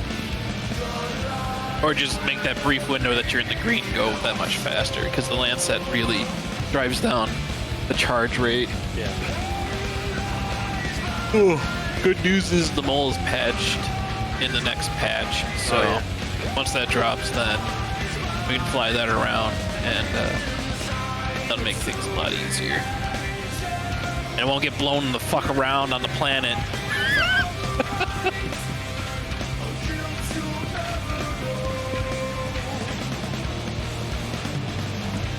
I prefer the Prospector, I think. I feel like with the mole, I don't really like the mole. Really? No, you have to rely on that one person. If anything goes wrong, you half wonder if they fucked you over. Whereas with the Prospector, like, everything's above board, you have no doubts. Oh, when it comes to sharing the hull, Yeah. The peace of mind, I think, is worth more. Made an entire spreadsheet with screenshots back in the day to show that I wasn't ripping anybody Oh, yeah. Although I did take a 10% right off the top because it was my mole for fuel costs and repairing stuff. I get that. Yeah. I remember one time I was playing GTA, right? Well, the main guy has to pay $25,000 up front to do the missions, right? Yeah. So we get to the final mission. We're doing our cuts. This guy who's with us, name is Dan, right? Dan demands that he gets 25% of the total value. I explained to him 3 times that he's never going to get that he's going to get everything except for the $25,000, because that's how much it costs me to start the missions. Dan's not happy, so I kick him out of the group. We go on to make just billions in the game. I have no idea how Dan did, but like Hagby, Knives, and the Bogdans came out, and we made so much money. And I always just think about Dan, I think like, there's no way he ever made as much money as our group did, because he couldn't just get over the fact that we had an initial pay fee. And just thinking back to that, I always like... But yeah, I totally get that. You got the mole, you got the fuel, you got all those other costs. It makes sense to me. Yeah. When they first released heists, I remember getting in fights with people because I would front the mission. Yeah. And I think the default split was it gave everyone 15%? I don't know. 15, or 20% or whatever? Whatever. I took like an extra like 5% or whatever just to cover the initial investment and stuff like that. Yeah. And people are like, yeah, but you get paid for every mission, so you should give everyone else a bigger cut. And I was like, yeah, but I also have to pay for every fucking mission. Yeah. So, or no. I have to pay for every mission, and everyone else gets paid for doing the mission. So I took like That's the way it works. 5% from like everyone, I think. Yeah, that's what you do. Yeah. Yeah. There's 3 of them. You take 15%. It pays you out your little bit that you need it. Yeah. Yeah. Yeah. And they're like, well, it doesn't perfectly come out, perfectly balanced. I'm like, okay, then we'll run it with you as the head, and then you can do it. We'll just cycle there you through go. it. That's a good right? solution. Yeah. Right? Oh no, I don't want to do that. Yeah. God, doing heists is such a fucking chore in that game. Well, half the time I would just do all the precursor stuff and then call them in when I was ready. Like I didn't even need help to do that other shit. Because they could prep theirs faster than we could prep ours together, Then we could do mine, theirs. We could do 4 of those things in a night. If the night before we all did our prep work. Did they make it better? Because last time I played, like, you still had to have everyone in the same lobby and do stuff together, right? Because it would spawn, an empty world essentially for you to play in with no other players around. Like following the stupid UPS trucks around and finding the package and stuff. It depends what you were doing. Sometimes you could do it solo. The UPS trucks, you had to have a second person because you couldn't do it solo. Yeah. No. I think you could do it. No, I don't remember. I think you could do it solo. I don't know. It was such a pain in the ass. There was such faster ways of grinding out cash than doing heists. Heists are such an absolute letdown. No, I think especially I was always doing the one with the you swim under the facility to escape, and you deliver that EPM or EMP or whatever it is. Oh yeah. I always did that one, and then when I got bored of that, I would just run the bank one for fun. Yeah. Even though it wasn't optimized. But then when the Bogdans came out, I mean, it was just Bogdans for like years, Yeah, I did not play that. The bank one was fun because I bought that house nearby, or that shitty little apartment that had the garage, so you could glitch in and then you could get the Kuruma if you parked it there. Oh, and then yeah. drive completely protected from the cops for the rest of the mission, because even the tiniest little bump and you lose cash is just the worst thing. The number of times that like the rest of us would all make it perfectly through, and then one person would just fuck up and just lose like a huge chunk of cash. Well, I did the Kuruma thing before a couple times, but my normal way to do it was to we would just drive the motorcycles down to the nearest armored van, and then take the armored van. Oh, from the cop station? Yeah, we did that once, and it blew up. Yeah, I had it blow up cops- before it- too. It was so slow, the cops shot it so much that it exploded and we lost everything. Yeah. And then you don't just restart at the bank heist, you have to redo the whole fucking thing. No, you restart the bank heist. They must have changed that. They might have changed it, I don't know. Because I remember, like, if you failed the final mission, you had to restart the whole thing over again. Oh yeah, they definitely changed that. Yeah, you didn't even have to start the whole thing over, you just had to start from the end of that mission. You know what I mean? You didn't have to rob the bank even, you just had to... You spawned right where those motorcycles were. Oh, the last wow, that's significantly easier than... Yeah.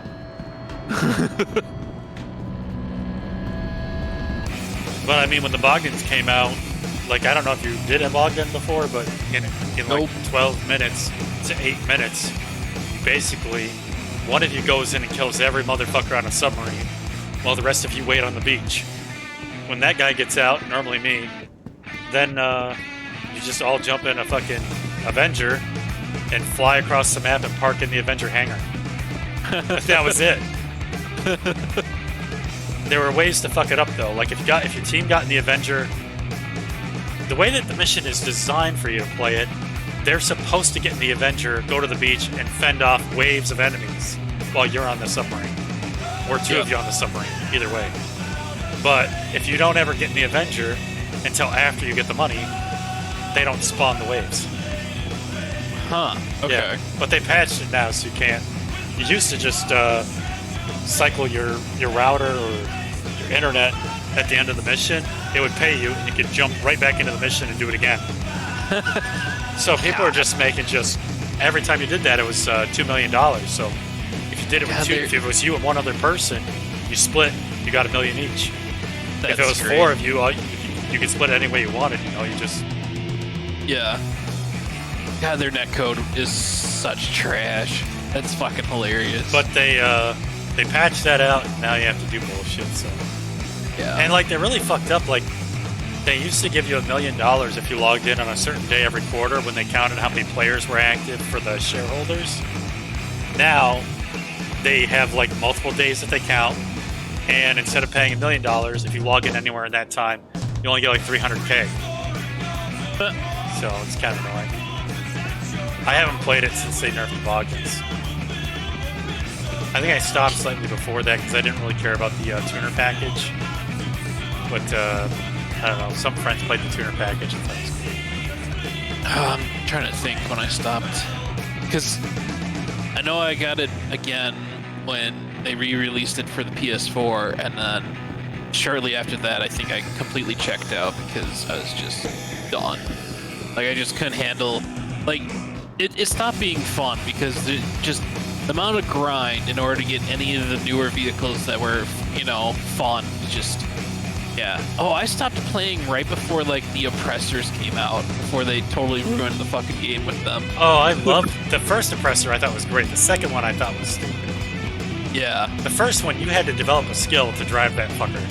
The second one was like, you want to go forward, you press forward. You want to go up, you press up.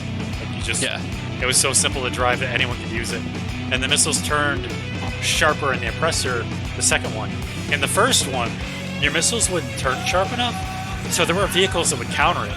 Like if someone got in the Hydra, the car that would go underwater, that shit would fuck it up. If you got in the car that flew, the DeLorean or whatever, that one's missiles would turn sharper. Like, if you got, so like, the best was if you got in the car that went in the water, because that one could take 3 shots, and its missiles would turn sharper. So it was like the ultimate counter. Isn't it also the DeLorean that can turn into a submarine? No, it's some kind of Lamborghini. Oh, it's a Lotus clone because it's fucking James Bond. Yeah. That's what it is, yeah. But the DeLorean could only take 1 hit, but if you got a lock first, your missile was going to hit. Whereas if you were kind of close to a building, you might not hit because the first Oppressor's missiles were they would turn really wide. You could compensate by coming at them kind of diagonally, so when it did loop, it would loop down toward the street, curve back around, circle behind them, and then come at them and get them. But by that time you were dead because their missiles had already locked and got you. Your only chance was like to just continually bob and weave around there until they just were looking the wrong fucking way. Or just give up and just go somewhere else on the map and kill somebody else, you know? Yeah. But yeah, that shit was always so fun. I loved it because you couldn't actually fly upwards in the first Oppressor. The best you could do was to rocket up really high and then to kind of glide and just up, down, up, down, up, down. I love that shit. But the other one just broke the game. You're like, okay. And fly then around on an engine and then the meta was to spawn a motorcycle club and to just have 4 of those fuckers. So if they blow up one of them, you just pull up the next one. Because it registered it as a motorcycle. Yeah. Just keep pulling them out. Yes. Yeah. I had like 4 of the regular Oppressors, 2 of the other ones. It was dumb. I gotta see if I still have the video, but my favorite thing to do was to grab the Insurgent and just run around town shooting up the place. Yeah, that was the meta before the Oppressors came out. Yeah. I still find it funny how the Insurgent was more durable than the fucking Rhino tank. Like, yeah, that was weird. They nerfed the Rhino so hard that that a four-wheeled vehicle was tougher. Actually, when they did the gun running, that was my favorite part of the game. And in the gun running mission, you had to drive, your crew had to drive a bunch of those and deliver them. And they had guns in them. And so, like, 2 of you could get in one, and 2 of you could get in another and just drive them down, you know. Oh, yeah. Oh, that shit was awesome. The gun running was my favorite by far. Yeah, we did that before, like, the gun running and stuff. And it's just, you know, put a bounty on your buddy and then just drive around as people try to, you know, claim it. And you just, on the 50 cal, just blowing shit up. Before they introduced the second oppressor, there was a little bit of a rock paper shotgun because if you got the oppressor would defeat that insurgent. But if you were in the oppressor, then the underwater car would beat that, but the insurgent would smoke the underwater car. So it was kind of cool for a little bit. Very few people actually would get out their water car though, because that shit was like $2 million, whereas the oppressor was like $1 million. So people would have like 3 of those and none of the cars. Oh, and there was a glitch. I actually lost one and had to get like the devs to give me it back. There was a thing called a Tesseract or something like that, and you could park your motorcycle in the back of that and summon it from there. Well, I parked my water car in the Tesseract, and it stole the fucker. I could pull out everything but that. I could pull out all 3 oppressors, but I couldn't pull out that car. But when I contacted them, and they gave me my car back, they saw what had happened. Straight up deleted it, just like, this is mine now. I'm not sure. I think it just like was a FIFO with a weird initial value or something. I don't know. Yeah. I'm not sure exactly what it is, but it was weird.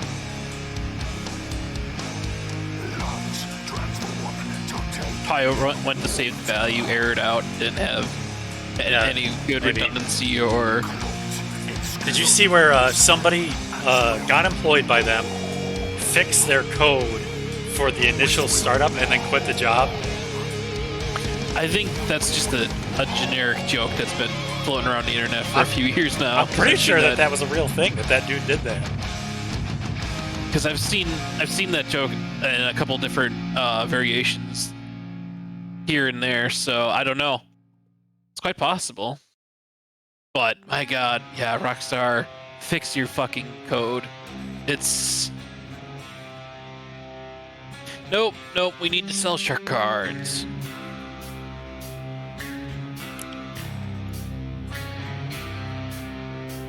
Grand Theft Auto mastermind Dan Houser leaves Rockstar. Oh,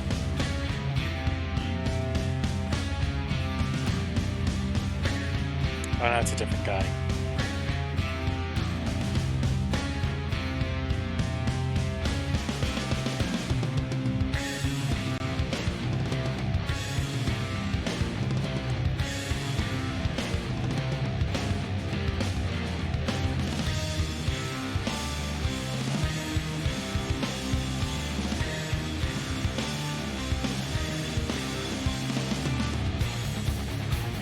Fuck. Anyways, in their code, they were checking. They were doing something where they were checking each item you had or something like that. But it would check the first one, then it would check the second one and the first one, then the third and the first and the second, then the fourth and the third and the second and the first. And it was like staging through like that. Okay. But whoever was it fixed it, got it to just check them all at once and then be done. Oh, yes, the dude that hacked their shitty implementation of loading JSON, and it cut the boot up time. Yeah, I remember that. Cut the boot up time by it was like 90% or some shit. Yeah, because they have a terrible fucking... Oh my god, reading that bug just hurts me, like...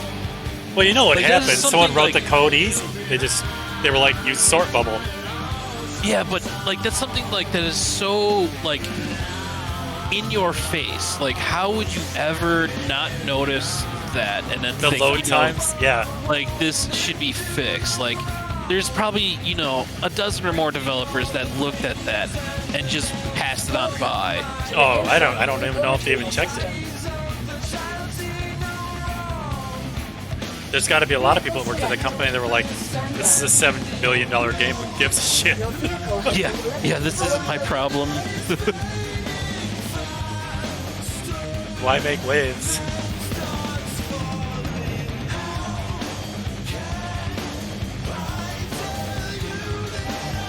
Alright, I'm getting in my Prospector. Roger that.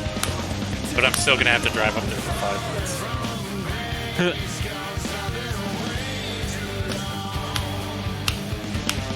Yeah, the JSON thing is, I think that's exactly what it was for sure. Yeah, no, I remember. Now that you're talking about it, I remember it. I really. Oh, I should show that to my interns and be like, do not fucking do this. Yeah. If you see something take X amount of time extra, alert someone.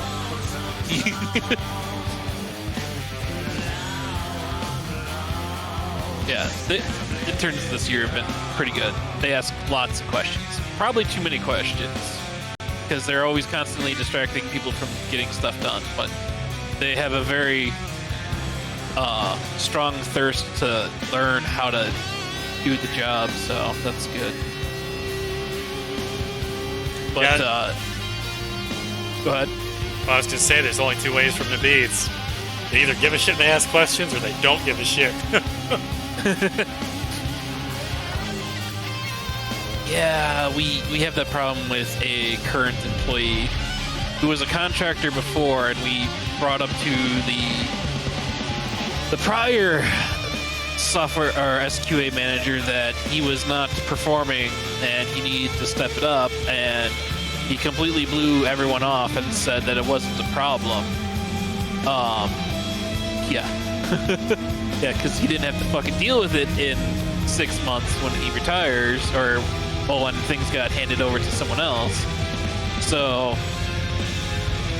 this guy was a contractor, so it would have been easy to get rid of him because, well, they're not an employee. It's that you just don't renew the contract and that's it, right? Yeah. But instead, the old SQA manager hired him before they then switched the department around and put it under the software development manager, and he's basically stuck with this guy. So, but this Well, wait a motherfucker... minute. Don't they just give him required work to get done? Yes, and he is failing spectacularly at it, but there's a process to fire someone. They have to go through a reviews process, and then they have to be giving like a performance plan where they have to meet certain milestones, and if they don't do that, then they finally fire them. He was a contractor. How is he not achieving the requirements? Because the prior SQA manager wasn't actually keeping on him and didn't believe the people that worked with him when they said that he wasn't doing the job, and he hired him before the department change happened. So he fucked us. Fucked us real hard. Yeah, I don't know. I think like I'm pretty relaxed in my work, but I do have things that are expected for me to do. I tell him exactly how long it's going to take me to do it. Yeah, so this guy, we hired him back in October when one of our old employees was leaving, right? It was his last fuck you to us because he was a cunt. Oh, no. Because he always had the SQA manager's ear, as it were, right? He's the only one that the SQA manager believed when he said there was a problem. No one else could ever tell him that there was something wrong, and he'd be like, "Oh well, so and so says it's not a problem." Oh, dude, it was the I don't know even how to describe it. It was he never wanted to face the fact that he screwed up on hiring this guy in the first place. So he would always double down and always have his back on decisions because he just didn't want to be, face the fact that he was wrong. So, and that's fucked us over and over and over and over the years. Like, it's just... Yeah, nothing really... My job is like, the machines are 20 years old. If you want to put money into them, you can. If you don't put money into them, you still make product. Yeah. Like, I've never been somewhere where it matters so much and so little simultaneously what you do. Like, I mean, I'm just going to say, like, hypothetically, if, like, half of the people at my company just didn't show up for the rest of this whole year, I don't really think it would change a whole lot of the game. If they're there, it does do a little better, but it's really they could just fire like almost everybody, just have like the mechanics and the technicians just run the machines. Like So at my place, if just 2 people decide to quit and stop coming there, the software would no longer run. Oh yeah. They are essentially covering for the lack of an entire department that should be running things. Oh wow. So the product is a pet, not a cattle on the inside.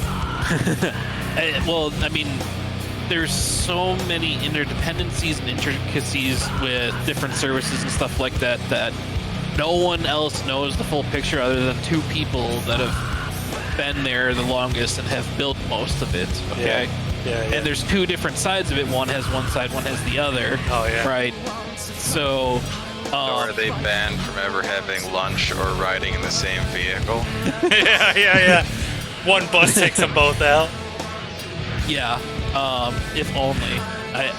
I wish there was a plan like that, but usually there's not, because one time they both went on vacation at the same time, and the server went tits up, and everyone's like, "What do we do?" And Wait we're a like, week. well, That's what we do. Huh? We wait a week. Well, everyone was like, "Well, no one else knows how to, fix this, so you have to call person A or person B," and person A is over in Germany, so good luck getting a hold of them.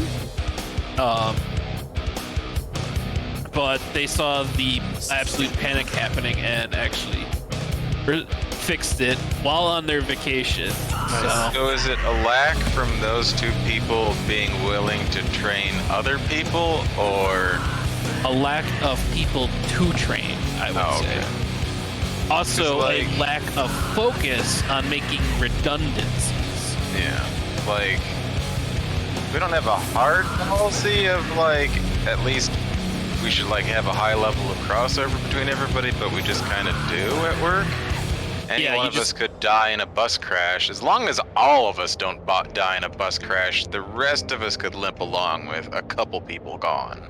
Yeah, you just kind of have a natural crossover, and SQA is like that, but software is not, where people only work in one specific part of the code and that's it, because that's all they ever do.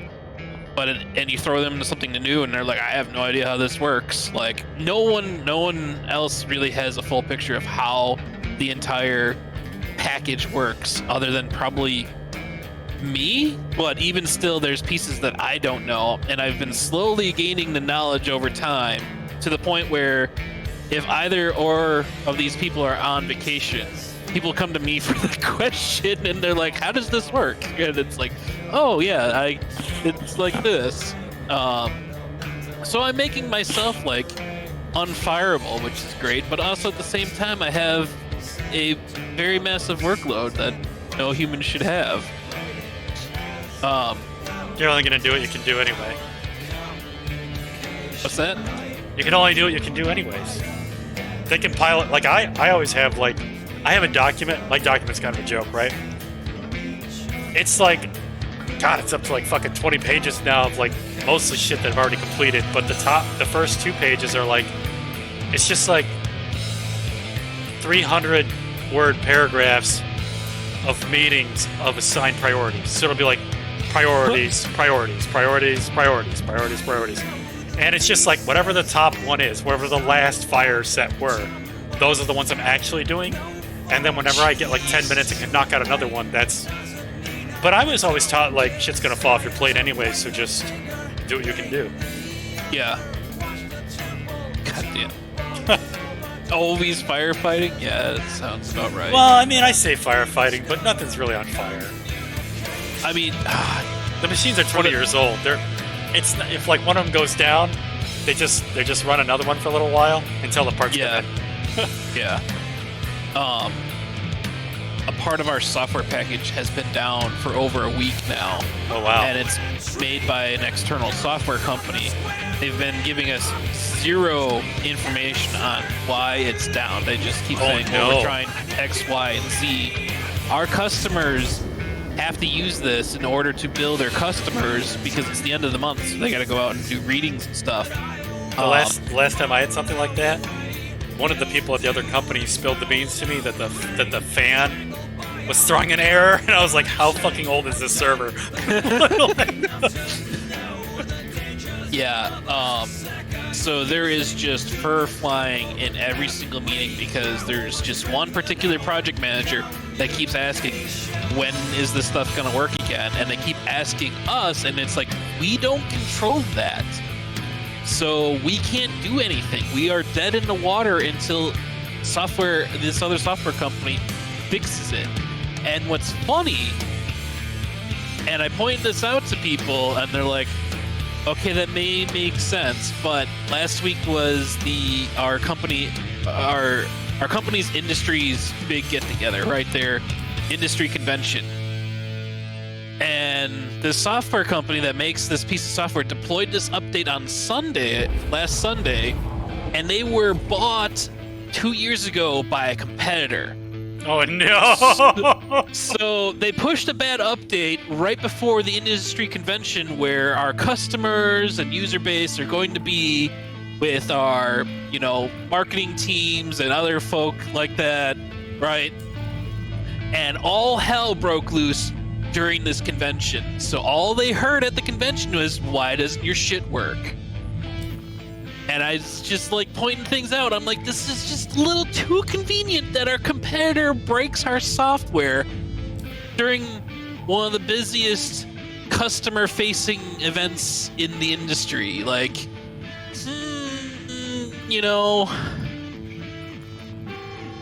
Yes, that's why I'm glad we don't really rely on a lot of external services other than fiber optic providers. Oh. Everything else I can, fit in an emergency briefcase. So, you want to hear the best part about this? This particular software brings in about $4 million in revenue per year, okay? Oh. And it costs us $500,000 to $700,000 to pay them to maintain it per year, okay? Pretty good profit margin on that. We have been pushing our marketing team to prioritize bringing it back in-house, and then that would lower the cost for us per year to about $5,000 to $10,000. Oh, nice. So you already were kind of part way getting rid of it? No, we haven't started yet. We've been trying to convince people to prioritize the transition of getting away from it. Our competitor, okay? Ever since they bought this company 2 years ago, or 3 years ago now, it's a blur at this point. But just this week, because of all the problems and stuff, they decided to go to the CEO and tell him they want to drop said software completely and lose this $4 million revenue per year. These are not the smartest people. Well, I mean, how much is your main revenue?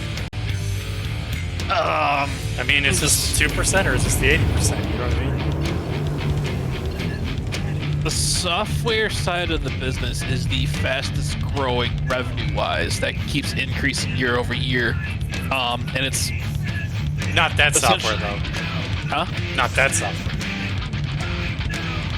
Software as a total. But Yeah, still, $4 million in revenue is massive. I mean... I don't know how big your industry is. I mean, my company's like, if we don't make $1 million a day, someone's in trouble.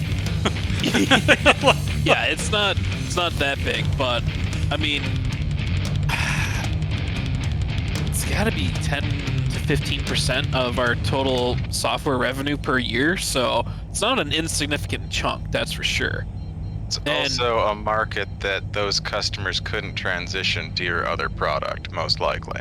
Yes, that's the other thing. This is the mobile stuff. It is non-cellular, so it works in a non-cellular environment, which a lot of customers don't have cellular coverage to use our other products, and they want to get rid of this. They're fucking retarded.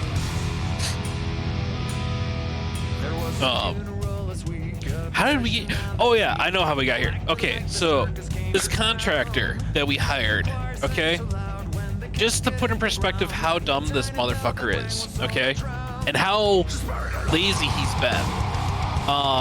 He started back in October, and he's been working with a team that exclusively works on APIs, data ingress, and data egress. Okay, so he has to know how to query the databases, query specialized search software servers. You know, he has to know how to access this data. Just the other week, he comes to me and he's like, "Hey, can you help me set up database access?" And I'm like, "Did something go wrong? Is it not working right now?" He's like, "No, I just never have had access to it." And I'm like, "How? How have you been doing your job?" You mean that's backend, right? Wait a second, before you get too carried away. Like, do you mean the difference between seeing the indexes and the keys versus like writing the queries, right? Just seeing the data, like if he can't even write queries without that. Yeah. Well, I mean, just okay. That's just yeah. You gotta have your client set up to talk to the database server in order to run a query against it, right? I think he was running all the queries through a functioning product. So he was just uploading the files, testing the APIs, and doing the changes and stuff, and then observing it in the software. He wasn't actually looking at the underlying data behind the software. That's how he was validating stuff this whole time. So he was running half blind. Yes. But part of the job is verifying the data is in the right spot with the right, like, because they're in some of the scenarios that you have to run, the data has to have a specific, not format, but it has to exist in a database in a particular order in order for things to work correctly, because we have to be able to backdate records and stuff. And it's just an utter pain in the ass. But he's just been slamming stuff in there, just going to the website and being like, "Yep, looks good," and signing off on it, which is not okay. Is it like, when you say slamming stuff in there, I mean, he's got transaction groups that put stuff in there, or? No, so in one part of the software, you upload CSV files in order to ingest your customer data, so that it sets up the associations between meters and endpoints, so that when the reads come in, you can see it associated and then graph it out, export it, do some other functions on the data itself. Why? But He's manual. Why would you do that manually? You ask good questions, and I ask the same questions, and it's because public utilities still run as if they were in the 80s.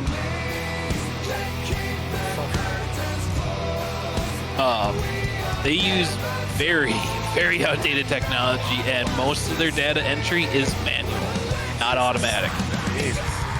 And that has a lot to do with their billing vendors, which refuse to upgrade any of their stuff. Like they wrote it once, and they never touched it ever again. Like, it is insane some of the stuff that we have to contend with because they're using outdated practices or outdated file formats. Like the other week, we deployed a change to restrict the file type uploaded because a customer uploaded some file type that couldn't get interpreted by our stuff automatically, and it broke their entire account, which was great because that was an interesting bug. So then we slap on a file filter on that, and it's like, you can only upload csv.txt, da-da-da-da-da-da. And we looked through our database, right, to see what type of files they uploaded to try and nail, 95% of them, okay? A customer uploaded a .a file. Oh, why does that sound familiar? Do you know what a .a file is? I don't. What's that?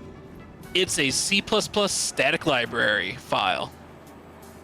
But guess what the contents of it were? CSV. Why they uploaded as .a? Couldn't get an answer on. Well, we had to rip the change out and basically let it be the wild fucking west again, because our customers they wrote this billing vendor wrote this software to export this data in .a, what is CSV internally, fucking 20 years ago, and they've never switched away from it.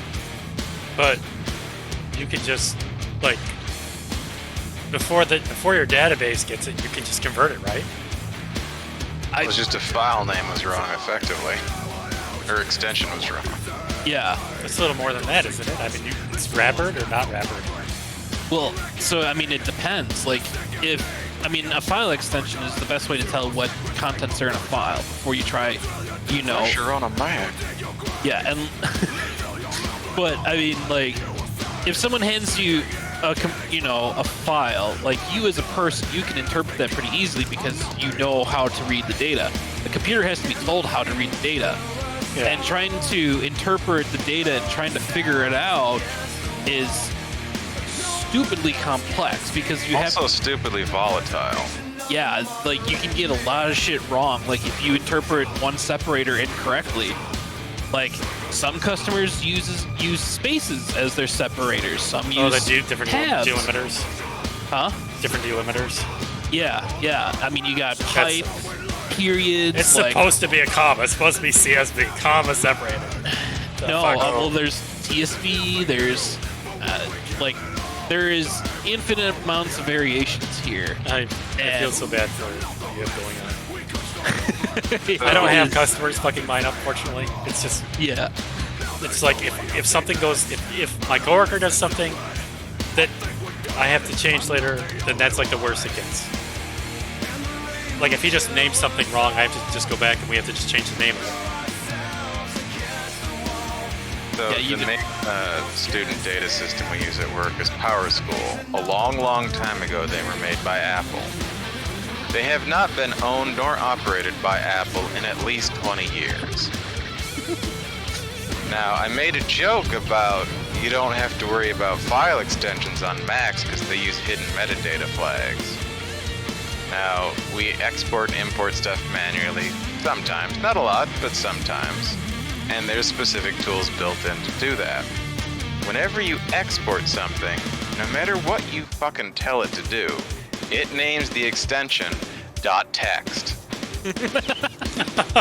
Often, it's a tab-separated value, unless you tell it to be comma. There's even settings in there that should let it set the extension type right. No, it sets the metadata right, because, it just works on Macs.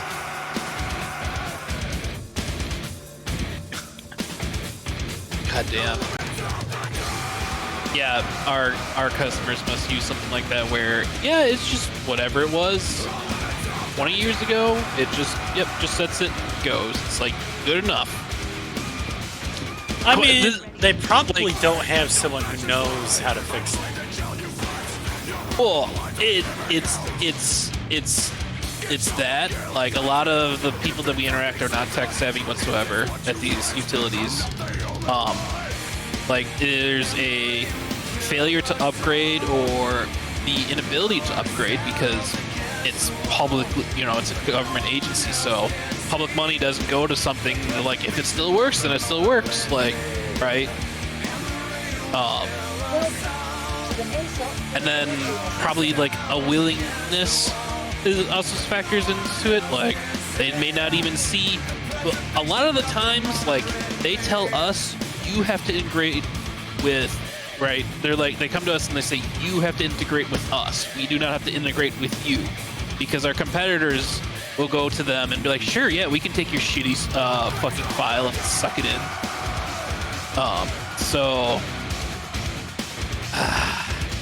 Like, well, I mean, yeah, I guess, yeah.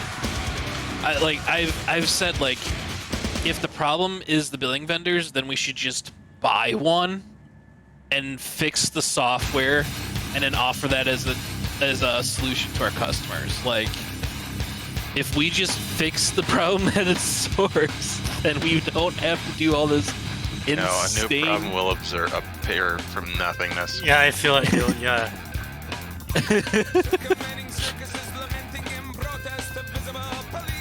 Like, at the state level, someone had, let's call it a similar idea. if we buy the horse, then the horse will do its job. Yeah, no. So they implemented this statewide data storage system, data hub, whatever you call it. The idea was student data systems of all the schools would shove their data up there every day or on every change or on some time increment or whatever. Basic, right? And it's a standardized structure used by educational entities all around the world, and it's overly complex and stupidly designed because it's got to fix every possible problem. And then the state paid software companies that if they made a product that was supposed to have students log in, like for a textbook or testing or quizzes, that it would just be like one click on our end. We approve this and it connects and it just does the thing automatically forever. No matter making accounts or copying data or exporting CSVs or scheduling cron jobs to upload CSVs around. It'll just magically work. And the companies are paid like, depending on the complexity, $5,000 to $50,000 to write their own integrators to talk to this standardized state system and almost standardized federal or global system.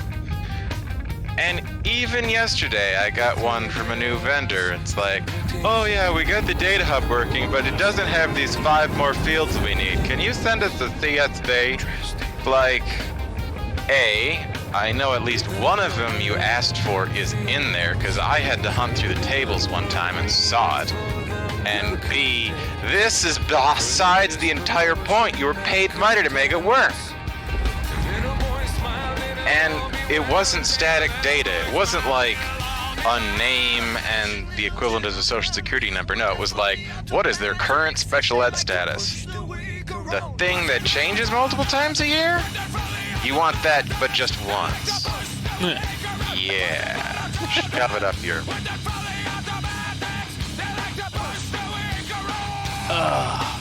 Also, the database structure is almost unreadable.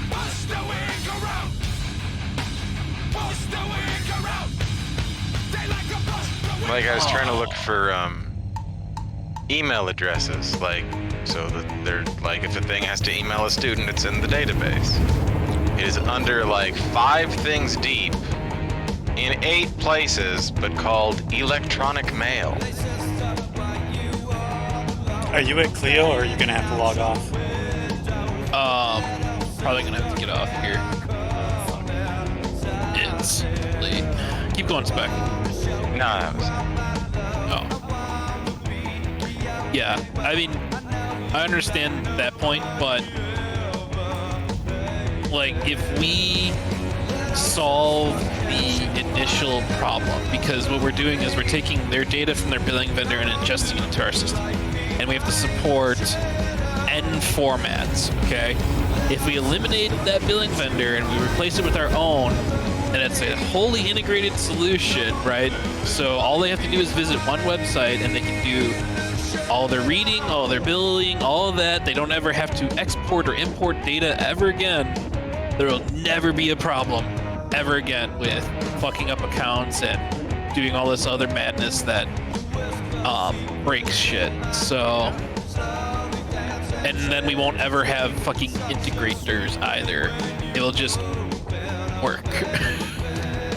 No, you'll just have N+1. Well, yeah, we would have to convince everyone to switch over from their legacy billing vendors, but I'm pretty sure we could offer a much better service for much cheaper. Is this you, Purple Man?